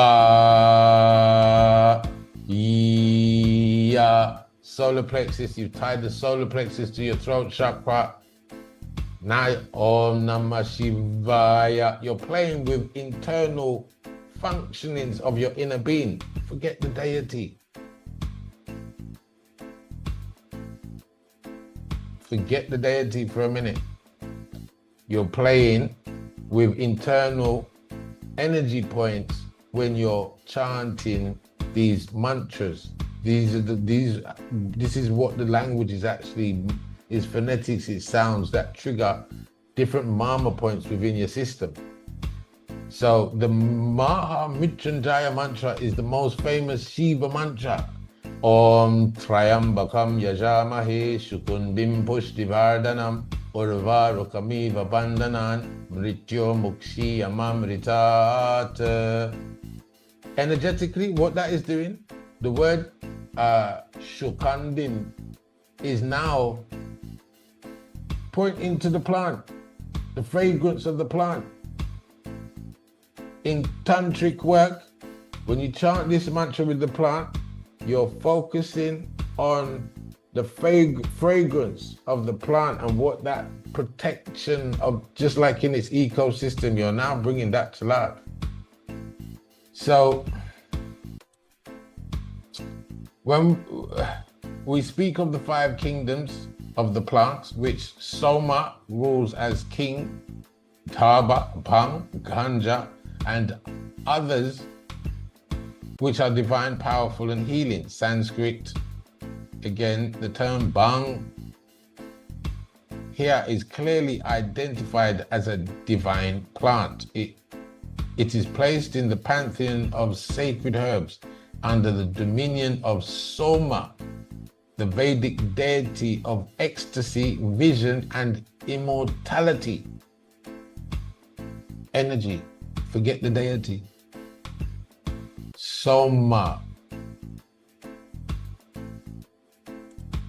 So, let's look at this. I can't even remember the order of the slides, but I'll deal with them as they come up. So now Kali weed. And the energy of Kali, if you see the picture there, there's many depictions of Kali. Let me just get this out of the way so you can see. Kali here, you can see her standing on skulls and bones. There's another picture of where you see Kali actually standing on Shiva's chest. Kali is considered the wrath of Mother Nature. The principal feminine, you know when they say in the Bible, nothing more worse than a woman scorned. Hell have no fury like a woman scorned. This is the aspect of Mother Nature that is vexed because her children, and it's the principle. Like it's like sometimes you don't even know why your mother's vexed over why XYZ done to you. You don't even realize. This is nature as a whole. Nature as a whole playing out. We may not physically see it with our eyes, but Mother Nature is real, and there's 3 qualities in Sanskrit. The embodiment of Mother Nature as a whole is known as Durga, And then there's Lakshmi, which is the abundant side. Saraswati, which is the educational side. And then you have Kali, which is the fire, the wrathful side. And the reason why she don't ramp, she'll destroy whatever it takes that's getting in the way of her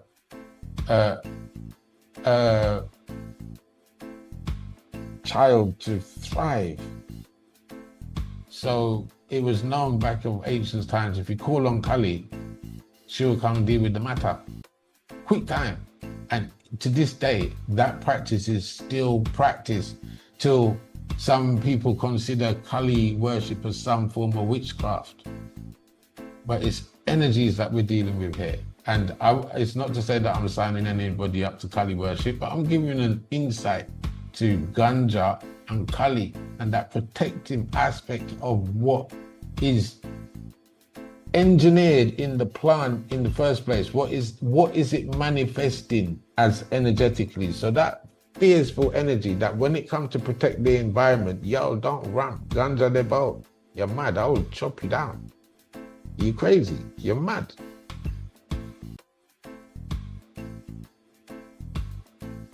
This is the manifestation of the energy. Anything, what, sickness, what, I will chop you down. Are you mad? What, stress, I will chop you down. Are you? What, indigestion, I'll get rid of that. Are you? What's causing that? I'll deal with that. Are you? It's nature, it's energy. So don't look at, forget the deity, forget that. The deity is drawn out of, again, man's imagination to create some form of idea of expression. So when they say hell have no fury like a woman scorned, it doesn't mean to say that the woman's in hell. It's a principle of nature. All mothers have it.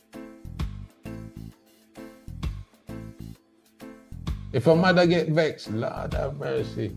Not even the father can get in the way. If the father don't, and this is why the presentation, that the symbology of Kali standing on Shiva's chest is when she gets mad, Shiva said, listen, I'm going to stay out of this one. You deal with it for me, yeah? And the foot on his chest is representing, listen, don't get mad. I'll deal with it. Not, please, just don't get, listen, just voila, let me deal with it. Don't get mad, Shiva, please. Because I know if you get mad, the whole of destruction, everything I got popped down. So you just relax, I'll deal with it. This is what Kali represents in standing on his foot. Stay relaxed and chill out yourself. I will deal with this. I've got this, all right, darling?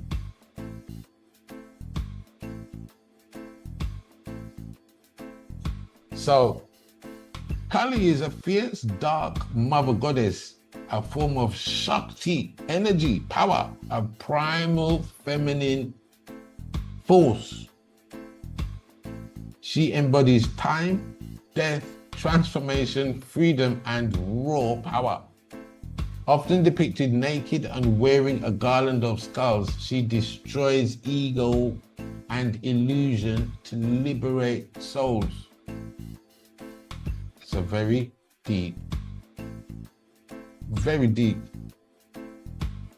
mindset that you have to work out.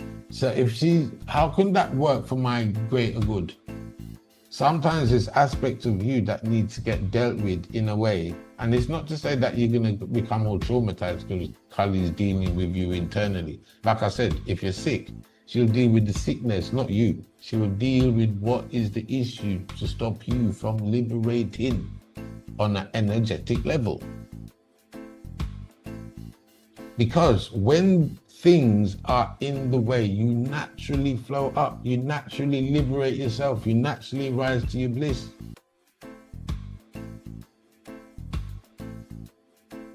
So, Ganja related to Kali spiritually and energetically. Destruction of the ego, parts of the ego that are stopping you from relating to your bliss. Ganja helps dissolve mental rigidity, illusions, and identity paving the way for transformation. Altered states, trance. Kali is accessed through bhav, divine emotion. So that concept of bhav is the total opposite of the image. Bhav means like it's surrender, it's a loving feeling. When you get bhav, the quality that comes is prem, divine love. There's not even words in the English dictionary to quite describe what bhav is and what prem is. The English language lacks it quite, the Sanskrit is 56 letters or 50, either 54. Yeah, that's right, 54 letters. The English is 26. So you can see it's going to be very hard to get full information on these words. So when we say divine emotion, what does that mean? Until you actually experience it, it's very hard to describe. We can achieve bhav in any of the modes: mantra, tantra, yantra, breath work, pranayama, should I say. Breath work is slightly different with the Western twist, like you're doing it just for the body. But when you're dealing with pranayama, you're dealing with Shakti, energy, consciousness flow, all kinds of things. So the wild feminine power, Shakti. Ganja softens the linear masculine mind and awakens the primal non-linear Shakti flow within. Because it's the masculine aspect that kind of gets us all rigid and don't want to flow with life, if you knew that. So this is where the balance of yin, yang, motherly, fatherly, masculine, feminine, and to what degree are we dealing on the power of these masculine, feminine. So these are like right at the top. So where was we? Ganja often softens the linear aspect, the linear masculine mind, and awakens the primal, non-linear Shakti flow within, that flow from the solar plexus. So tantric practices. In left-hand tantra, Brahmacharya, cannabis is used, or I should really say ganja. Ganja is used in ritual to break taboos and enter altered awareness to commune with Kali, the feminine energy. So when you say commune, it's not to say, can I see this person in a form, but how are you sensing that power within? Not that you're going to get ruthless with it and start kill people and start chop off, but this is it's a power of certainty.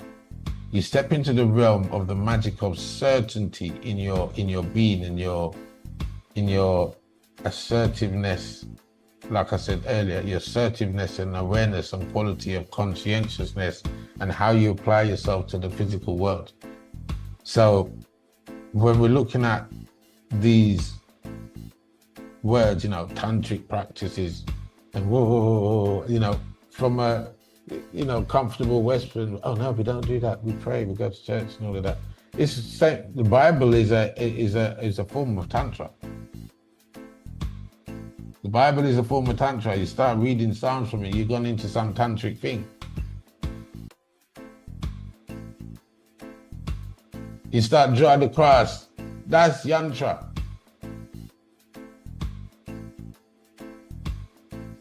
I go and read a Psalms pan you. That's Tantra.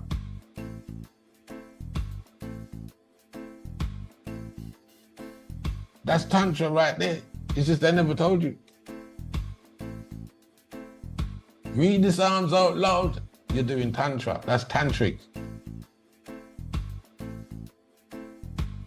But now, as far as you're concerned, you're just reading the Bible. No, you're practicing Tantra. So, and again, may I go drink some herbs, may I go bless the herbs. When you're blessing your food, that's Tantra. Hello. When you're blessing your food, that's tantric. That's Tantra right there. And it's advised that you better bless your food. So don't over-process the idea of what this tantric thing is. In other words, you're bringing intention to the actions that you're doing with what you're involving with. You know, when I was talking about, I done a course on the alchemy of water and how you should treat water, the respect you should have water, have it still, stir it with your intention. Tantra. So lose the fear, open up your mind a little bit. Thought I'd throw that out there. So death and rebirth, the Ganja high, in other words, the THC or the psychoactive component, can induce ego death. On a recreational level, it will be stoned. I don't even know, I'm out of my head. I don't even know what I'm doing. Again, you've taken it, there's no intention. You just, whoa, let's see what happened under this stuff. I don't even know myself. What's going on? Oh, can't even think. Oh, what's one and one again? I'm not right now, please, my head's hurting me. No, we're not talking about that kind of inducement.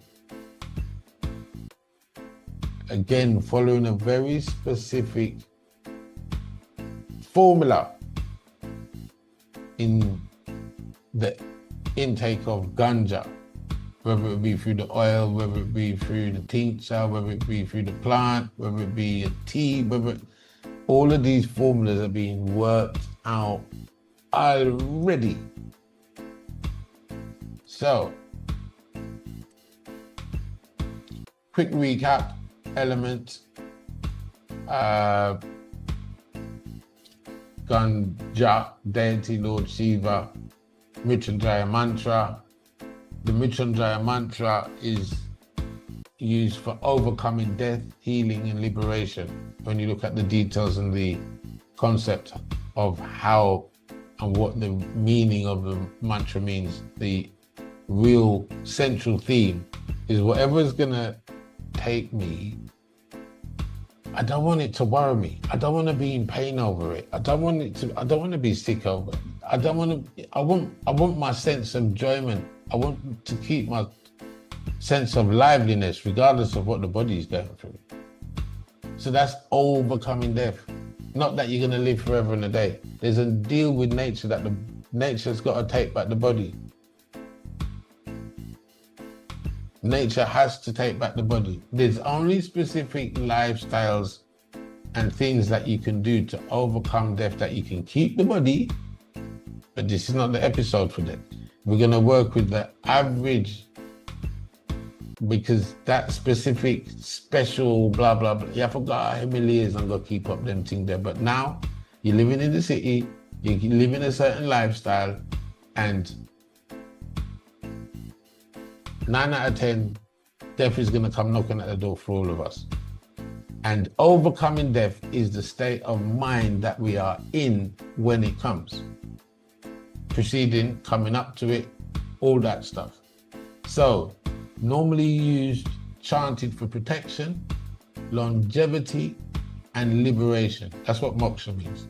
Sacred plant mentions fragrant, nourishing one, symbolic of sacred herbs. Used for spiritual healing and transcendence, consumed ritually at Shaiva practices, considered a sacred herb in Vedic texts and traditions.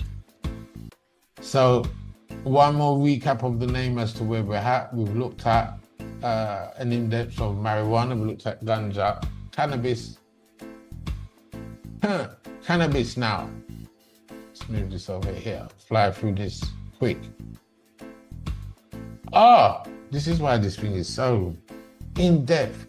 We can't miss out Tibet, because that's exactly where the whole thing started from, even though there's many claims that come from Africa, now man, Jamaica, blah, blah, blah, blah, blah. The most richest information that you can actually find it as a whole, and it being used as a whole, is Tibet. And this even predates Vedanta. So, quickly just running through, the Tibetan name for cannabis or ganja is soma, another Sanskrit word. Let's quickly run through this. Soma, somarasa.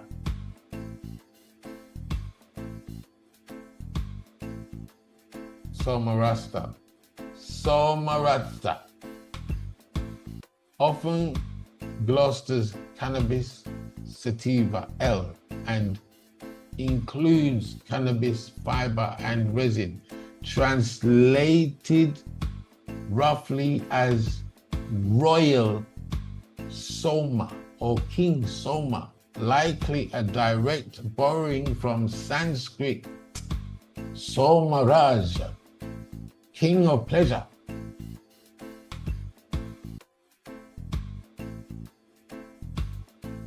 The king of bliss. Historical and etymological notes. The term soma mirrors the Sanskrit soma, a ritual plant drink in Vedic tradition.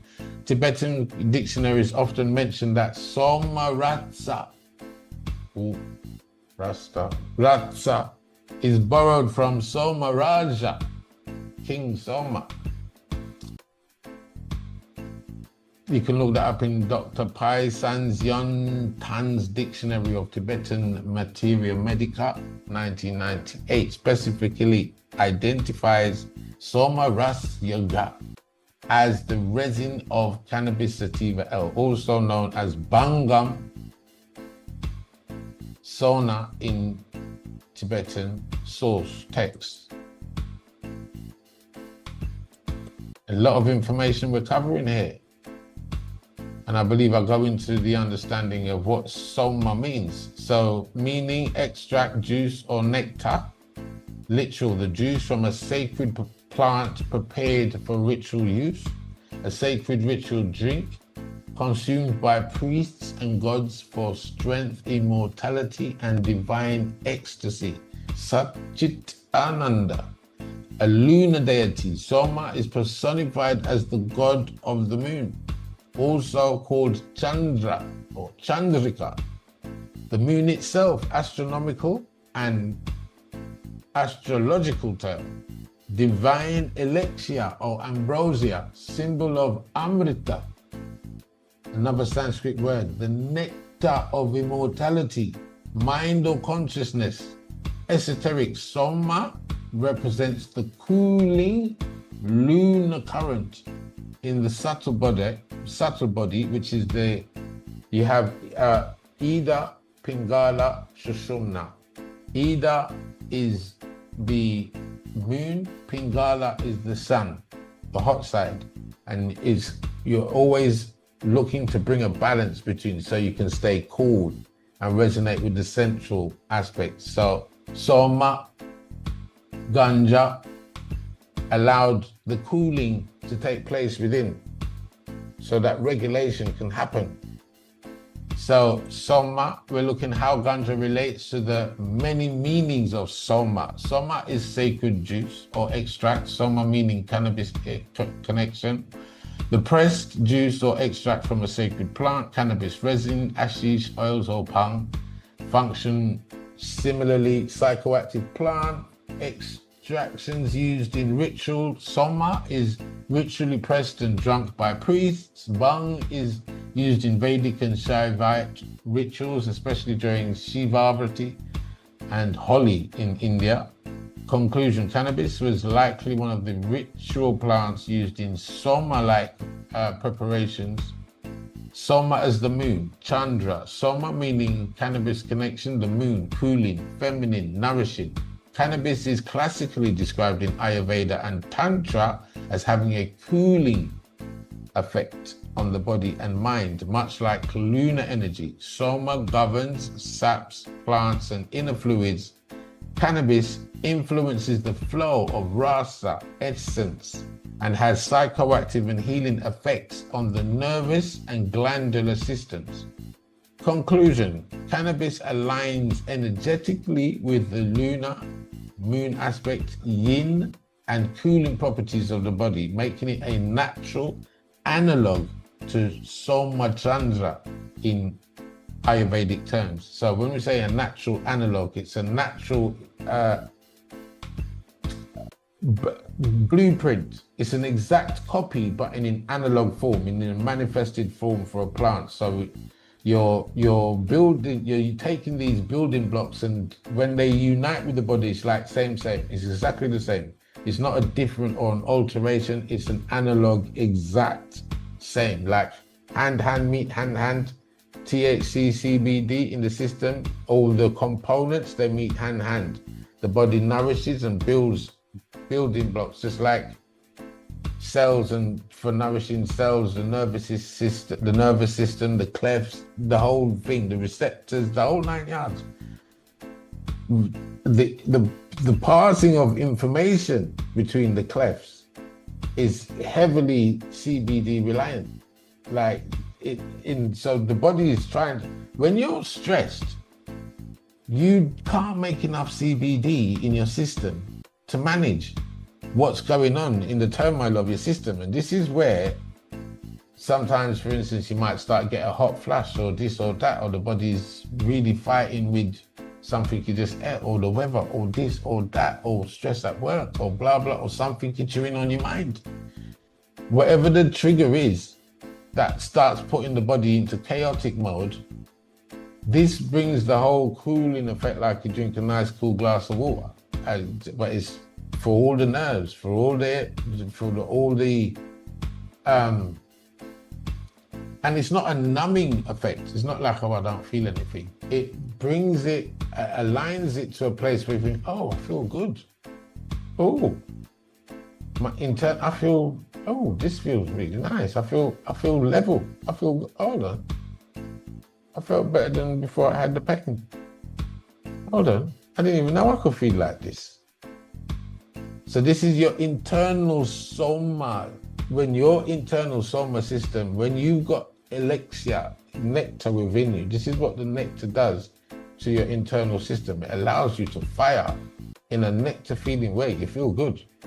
So soma is divine nectar, elixir of immortality. Again, you're overcoming death. You're transcending the thought patterns of fear when you're approaching death.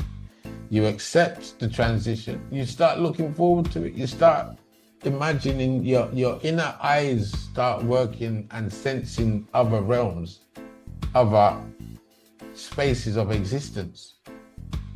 So, soma meaning nectar of the gods that brings immortality, ecstasy, and vision. Cannabis has been used in tantric, shamanic, and yogic traditions for millennia to access altered states, inner vision, and spiritual insight.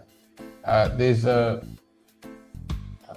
process, it skipped my brain. Every time I go to think about it, it flies out my brain. Where a lot of people are going to take, it's another version of an intense form of ganja that they smoke and trip out and go to another. Ayahuasca, that's it. Ayahuasca is another form of weed. A really strong, intense version. And again, you got to fast, you got to prepare your body, you got to get rid of anything in your digestive system that's going to play with the opening up of your inner vortex when you dive into these trance-like states. You don't want energies within the body to pull you down to a lower level of perception. So understanding these things and how the shamans, the yogis from millennia would use these things and balance themselves, that they know that they can go into this state and be full of themselves and operate normally. They're not tripping out like, oh my God, look where I am.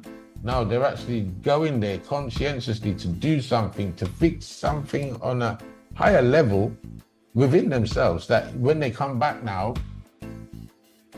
maybe they can levitate, or maybe they're more clairvoyant, or maybe they're more intuitive, or maybe they're more insightful, or maybe they're more prophetic, or maybe whatever. They've gone to clear the lenses of self on a higher realm instead of being encapsulated to just feeling, oh, am I just emotions and intelligence and what I've learned at school and just what the five senses are telling me. No, they ventured out further into understanding where does consciousness, how does consciousness relate to the dream world, to this world, to that, to the imaginary world.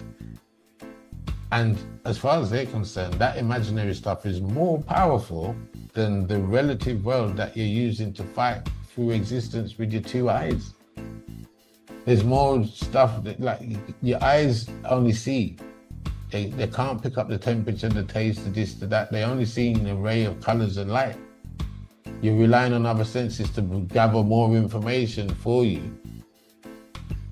Whereas these yogis and things, they're going into states that could tell you how the temperature of something without even touching it. Listen, hey, how deep do you want to discover self? The door's wide open for everyone to go as deep or stay as shallow. Keep the door closed, it doesn't really matter.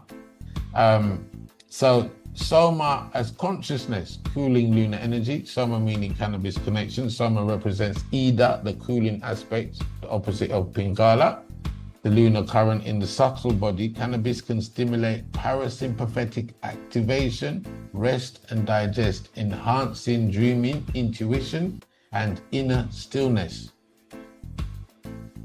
Conclusion, cannabis mirrors the inner Soma when it calms the body, mind, and opens the heart. It mirrors your inner ability. It's not giving you something that you haven't got. It's mirroring something so you can actually sense, oh, it's not the ganja that's doing that. That's you. You're relating to you. That's deep. So it's deep.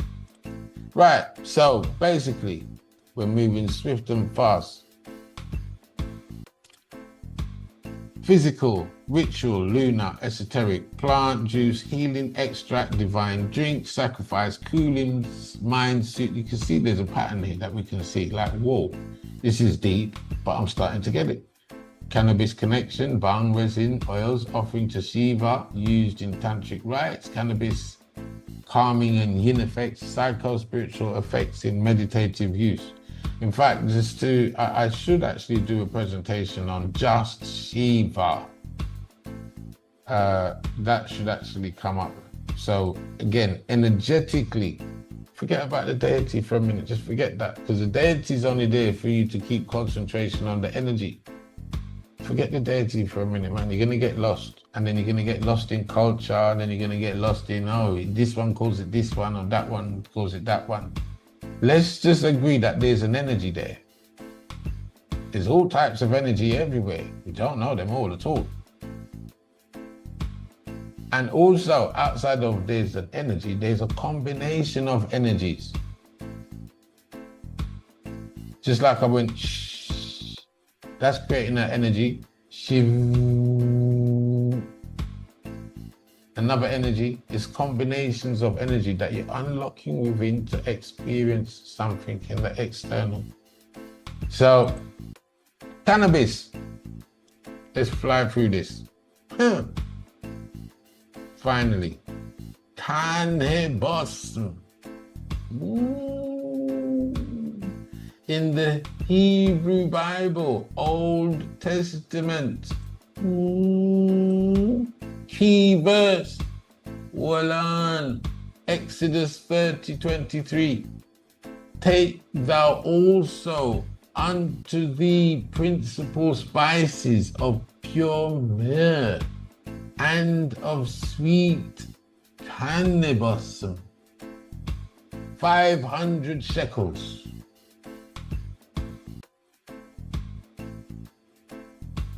Cannabis.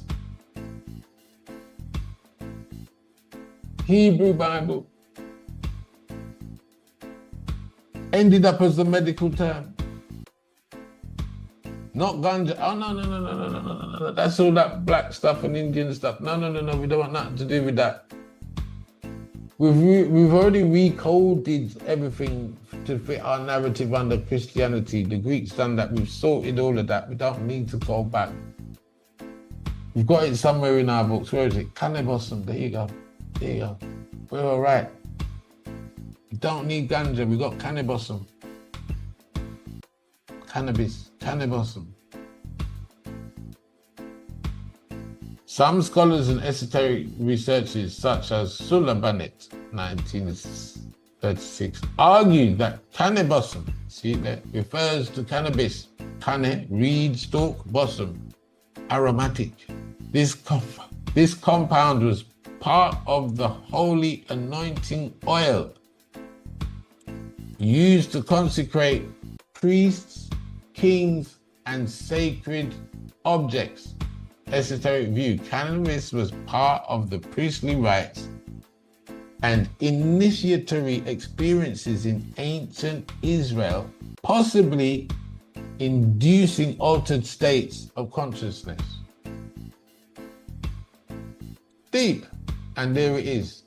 When we look at the cannabis plant and its deepness of or the ganja plant, and all of these elements that can be seen under the microscope. All of these little, it's like, wow. Well, it's funny because it reflects so many things that are exactly the same within the human body. When you look at it under the microscope, that when the essence of this structure goes into your body, it fits like a key going into a keyhole, exactly the same. Now, I've got a powerful presentation coming up with myself and Mr. Michael Holleran, who's gone into a deep dive into understanding the whole mechanics of this, and that will be coming up during the week. So to give you some scientific reference to exactly what we're looking at a deep level, and we'll be going microscopic more than what we're looking at. But what I want to finish with in closing, on a Sanskrit level, I just want to touch on Ganja in the final element and introduce you. I can't reveal to you all the aspects of the formulas, but I can give you insights. I'll be more willing to share deeper concepts of this on the retreat, the CBD and all things natural retreat. And this way I can gauge, I'll just make sure that people that are taking this seriously can appreciate it in its fullest, rather than just cheaply giving out all of the bits and pieces like some initiation process, some virtual initiation process online. That is spiritually immature or consciously immature. So what I'm going to share with you is an overview, an insight, and just to let you know that it's more than what meets the eye. And if you do your research, you can find a lot of information and ways to use or interact with Ganja in a whole new way. And use is the wrong word, because you can't use Ganja. Ganja would use you. If you're not using it properly, it will use you. So first, understanding Ganja, Vijayā, as a conscious plant is so important. It's a conscious plant being. It's a manifestation of an energy.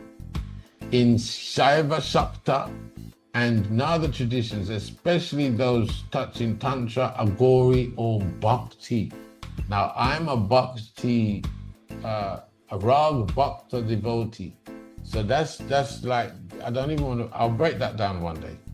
But even on a Rag Bhakta devotee level, it would be super rare if we had to even go to a tantric level to get to this resonance, because there's so much tools, so much things for the bhakta, the rag bhakta devotee to get his teeth into, and it's, I would say, if all hell is breaking loose and you need a little bit of tantric intervention on the bhakti level, then this would appear, because it's a holy plant.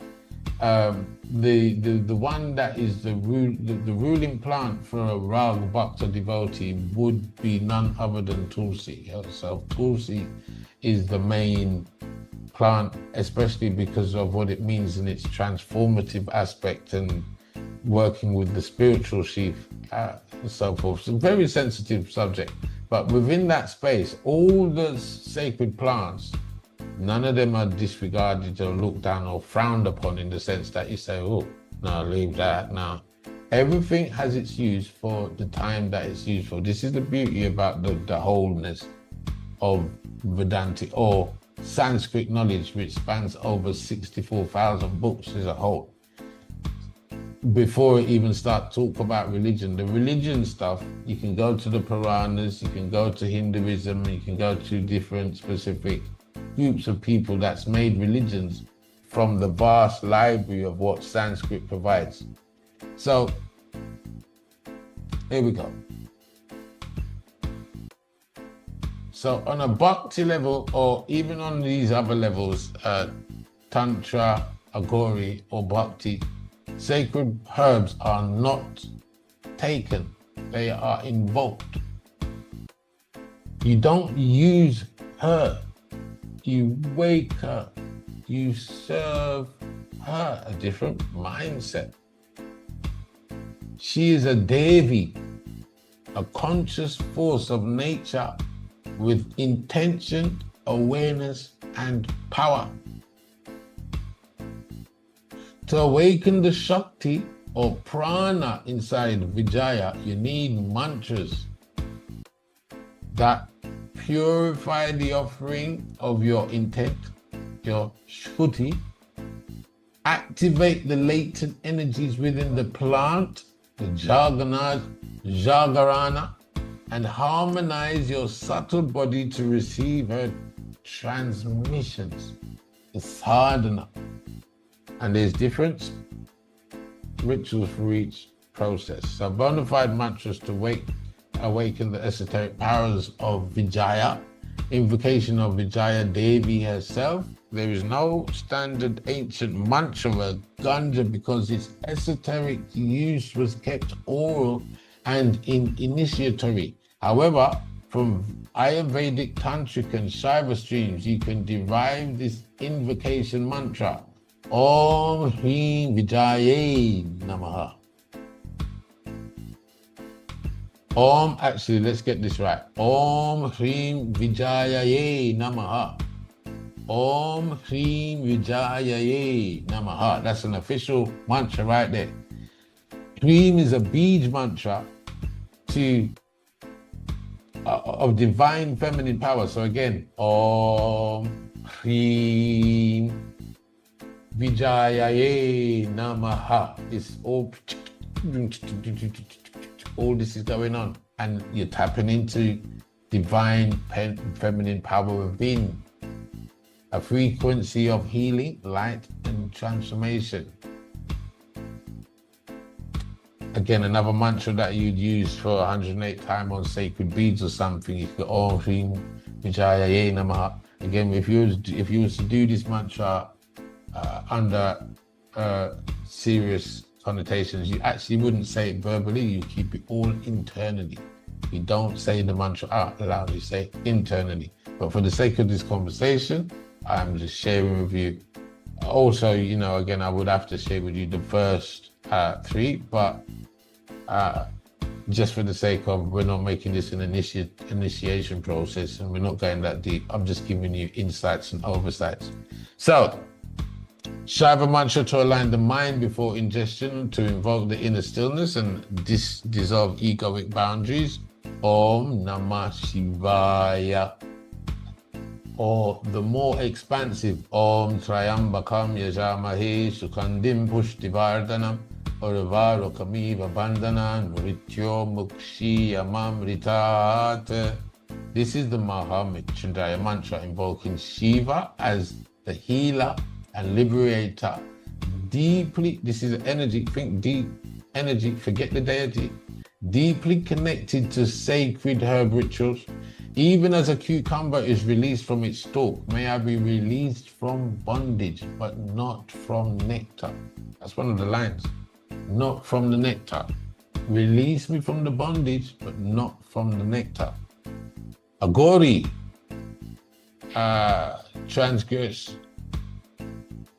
transgressive vibrations for shifting dimensions. Om Krim Kalikaya Namaha.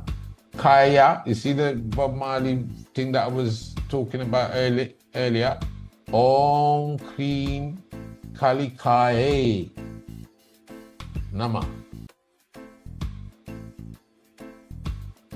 Transgressive vibration or shifting dimensions to enter trance or altered states of perception safely and spiritually.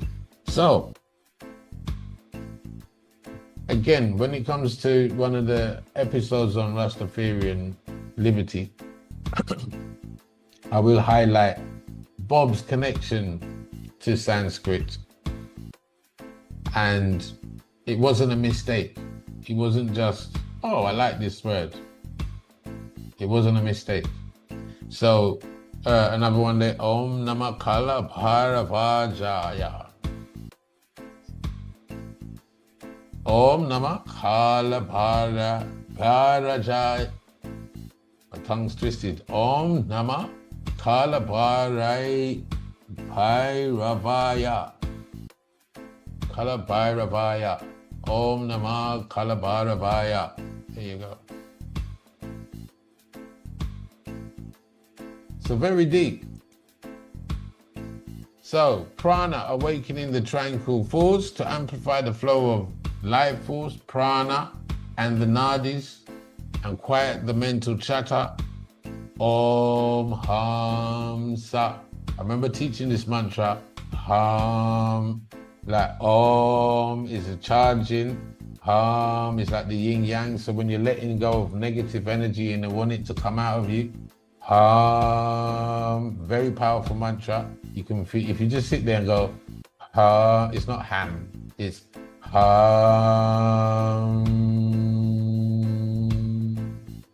you actually feel a cooling and a nice little tingling along the digestive system going through the heart. You do that a few times. That Om charge, release, sa. So it's very powerful, these things. Again, when you're using it in tantric, herbalistic insights, you're creating a very powerful vortex type energetic movement within the body. When you bring sound into it, you're now changing the dynamics of this energy that you've intaken through ingestion. You're powering something up. It's like if you mix Vimto and water, they become a drink. A nice drink. When you take CBD, cannabis, or if you're dealing with the whole plant as a sacred thing and dealing with it in certain ways, then again, the energetic shift, that the whole experience is like, wow, I didn't even know this could be possible. It's come out of just being a relaxant now. You're firing off energy, you're firing off things within your system to start do things like, wow, I didn't even know this could happen. Oh yes. And I'm looking forward to these things on the CBD and all things natural retreat. Are you joking? Don't mess about. We're going to be applying some of this principle with CBD tinctures. We don't necessarily have to even use the plant. We can just respect the essence of the plant in tincture form, and it will still work the same way because it's still a live force within the tincture. It hasn't gone anywhere. So, plus, we don't want to talk too much about it, but yeah, we will be going into deep resonance, a deep resonating space in dealing with Ganja as a whole, or the elements from it, to bring a powerful resonance within self that encapsulates bringing self, resetting back to this bliss within, so we can relate, we can be, and we can stay constant there, regardless of whatever the noise pollution is. Let that primordial energy deal with it, so that you can relate and stay relating to the bliss within. That sounds good to me. Listen. So, in closing, let's have a look. Om Hamsa. This is the mantra of the breath itself. That's right. Used in subtle body practices. Breathe in, so hum. Breathe in, so, breathe out, hum, or reverse, depending on the lineage of the school that you would learn this from. Optional, create a Ganja awakening ritual. Space, sit facing east or northeast, birth camphor or incense. Offering Ganja Vijayā is held in both palms and touched to the third eye. Mantra, chant one of the mantras above 108 times with mala or breath. So this is the kind of overall thing that you'll be doing, and this is what you'd see them doing in the Himalayas or in temples or so forth. A little bit more detailed when it comes to actually putting it in practice, but this is the process. Then you've got certain hand mudras that you hold. Just like I said, the Bodhi, this is the Bodhi, Uttara Bodhi mudra for intelligence. So there's a series of things that you do with your hands when you're bringing invocation. So you're unlocking channels within yourself. So once you ingest it, it now knows to go to that channel and do this within you and so forth. So it's all inner work and very powerful, very cleansing, very uplifting, very purifying. Visualization, see Vijayā as a glowing green goddess, filling your inner body with light. So there's a whole beautiful process that you go through in it, and it's absolutely divine, because it's not that you're taking in anything as per se to say it's something outside of you. It's an analog version of something that's exactly already within you. It's that you are now taking off all the brakes, whatever's stopping that from coming to the forefront. This is now removing the obstacles, so you can now present yourself in your bliss. It's not the plant giving you the bliss. It's allowing you to present yourself in your blissful space. This is the understanding, especially when it's done with intention and so forth. It's a very powerful thing. So, word of caution, word of respect and caution. These mantras are not for recreational or casual use. They're for sacred communion, ritual trance, or healing sadhana, and should be treated like temple keys. So you need to be, it's not like, yeah, I'm gonna try it once and it never worked. It's like it's like when you're doing sadhana, you have to dedicate your time, your life, your space. You're gonna be doing it consistently. You've got your altar space. You're gonna do it every day at the same time. You know, and when people go into sadhana lifestyle, it's getting up at 4 o'clock in the morning, 4:30 to do your meditation before sunrise. So you're in that space as the sun's rising, and you're on a constant. So it's not something that you can just jump in overnight.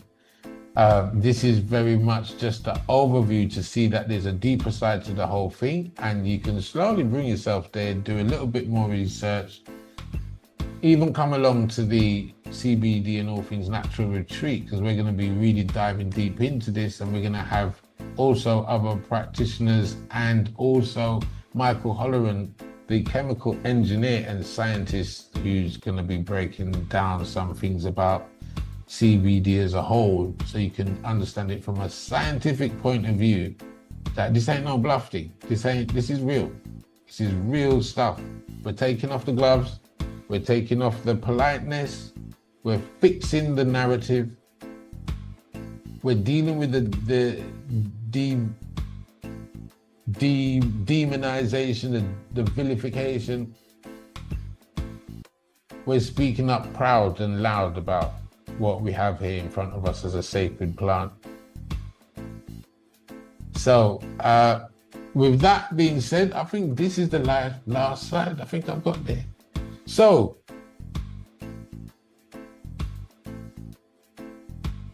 yeah, let me just finish this. Always prepare your body and mind through purification, diet, silence, satya. Never use alone in unstable states. Use a mantric seal, japa or breath to close the portal after sessions. So these are like standard practices to the process. Again, just to give you an insight as to how it is done. You need a lot more information to understand what these subtle new essences are.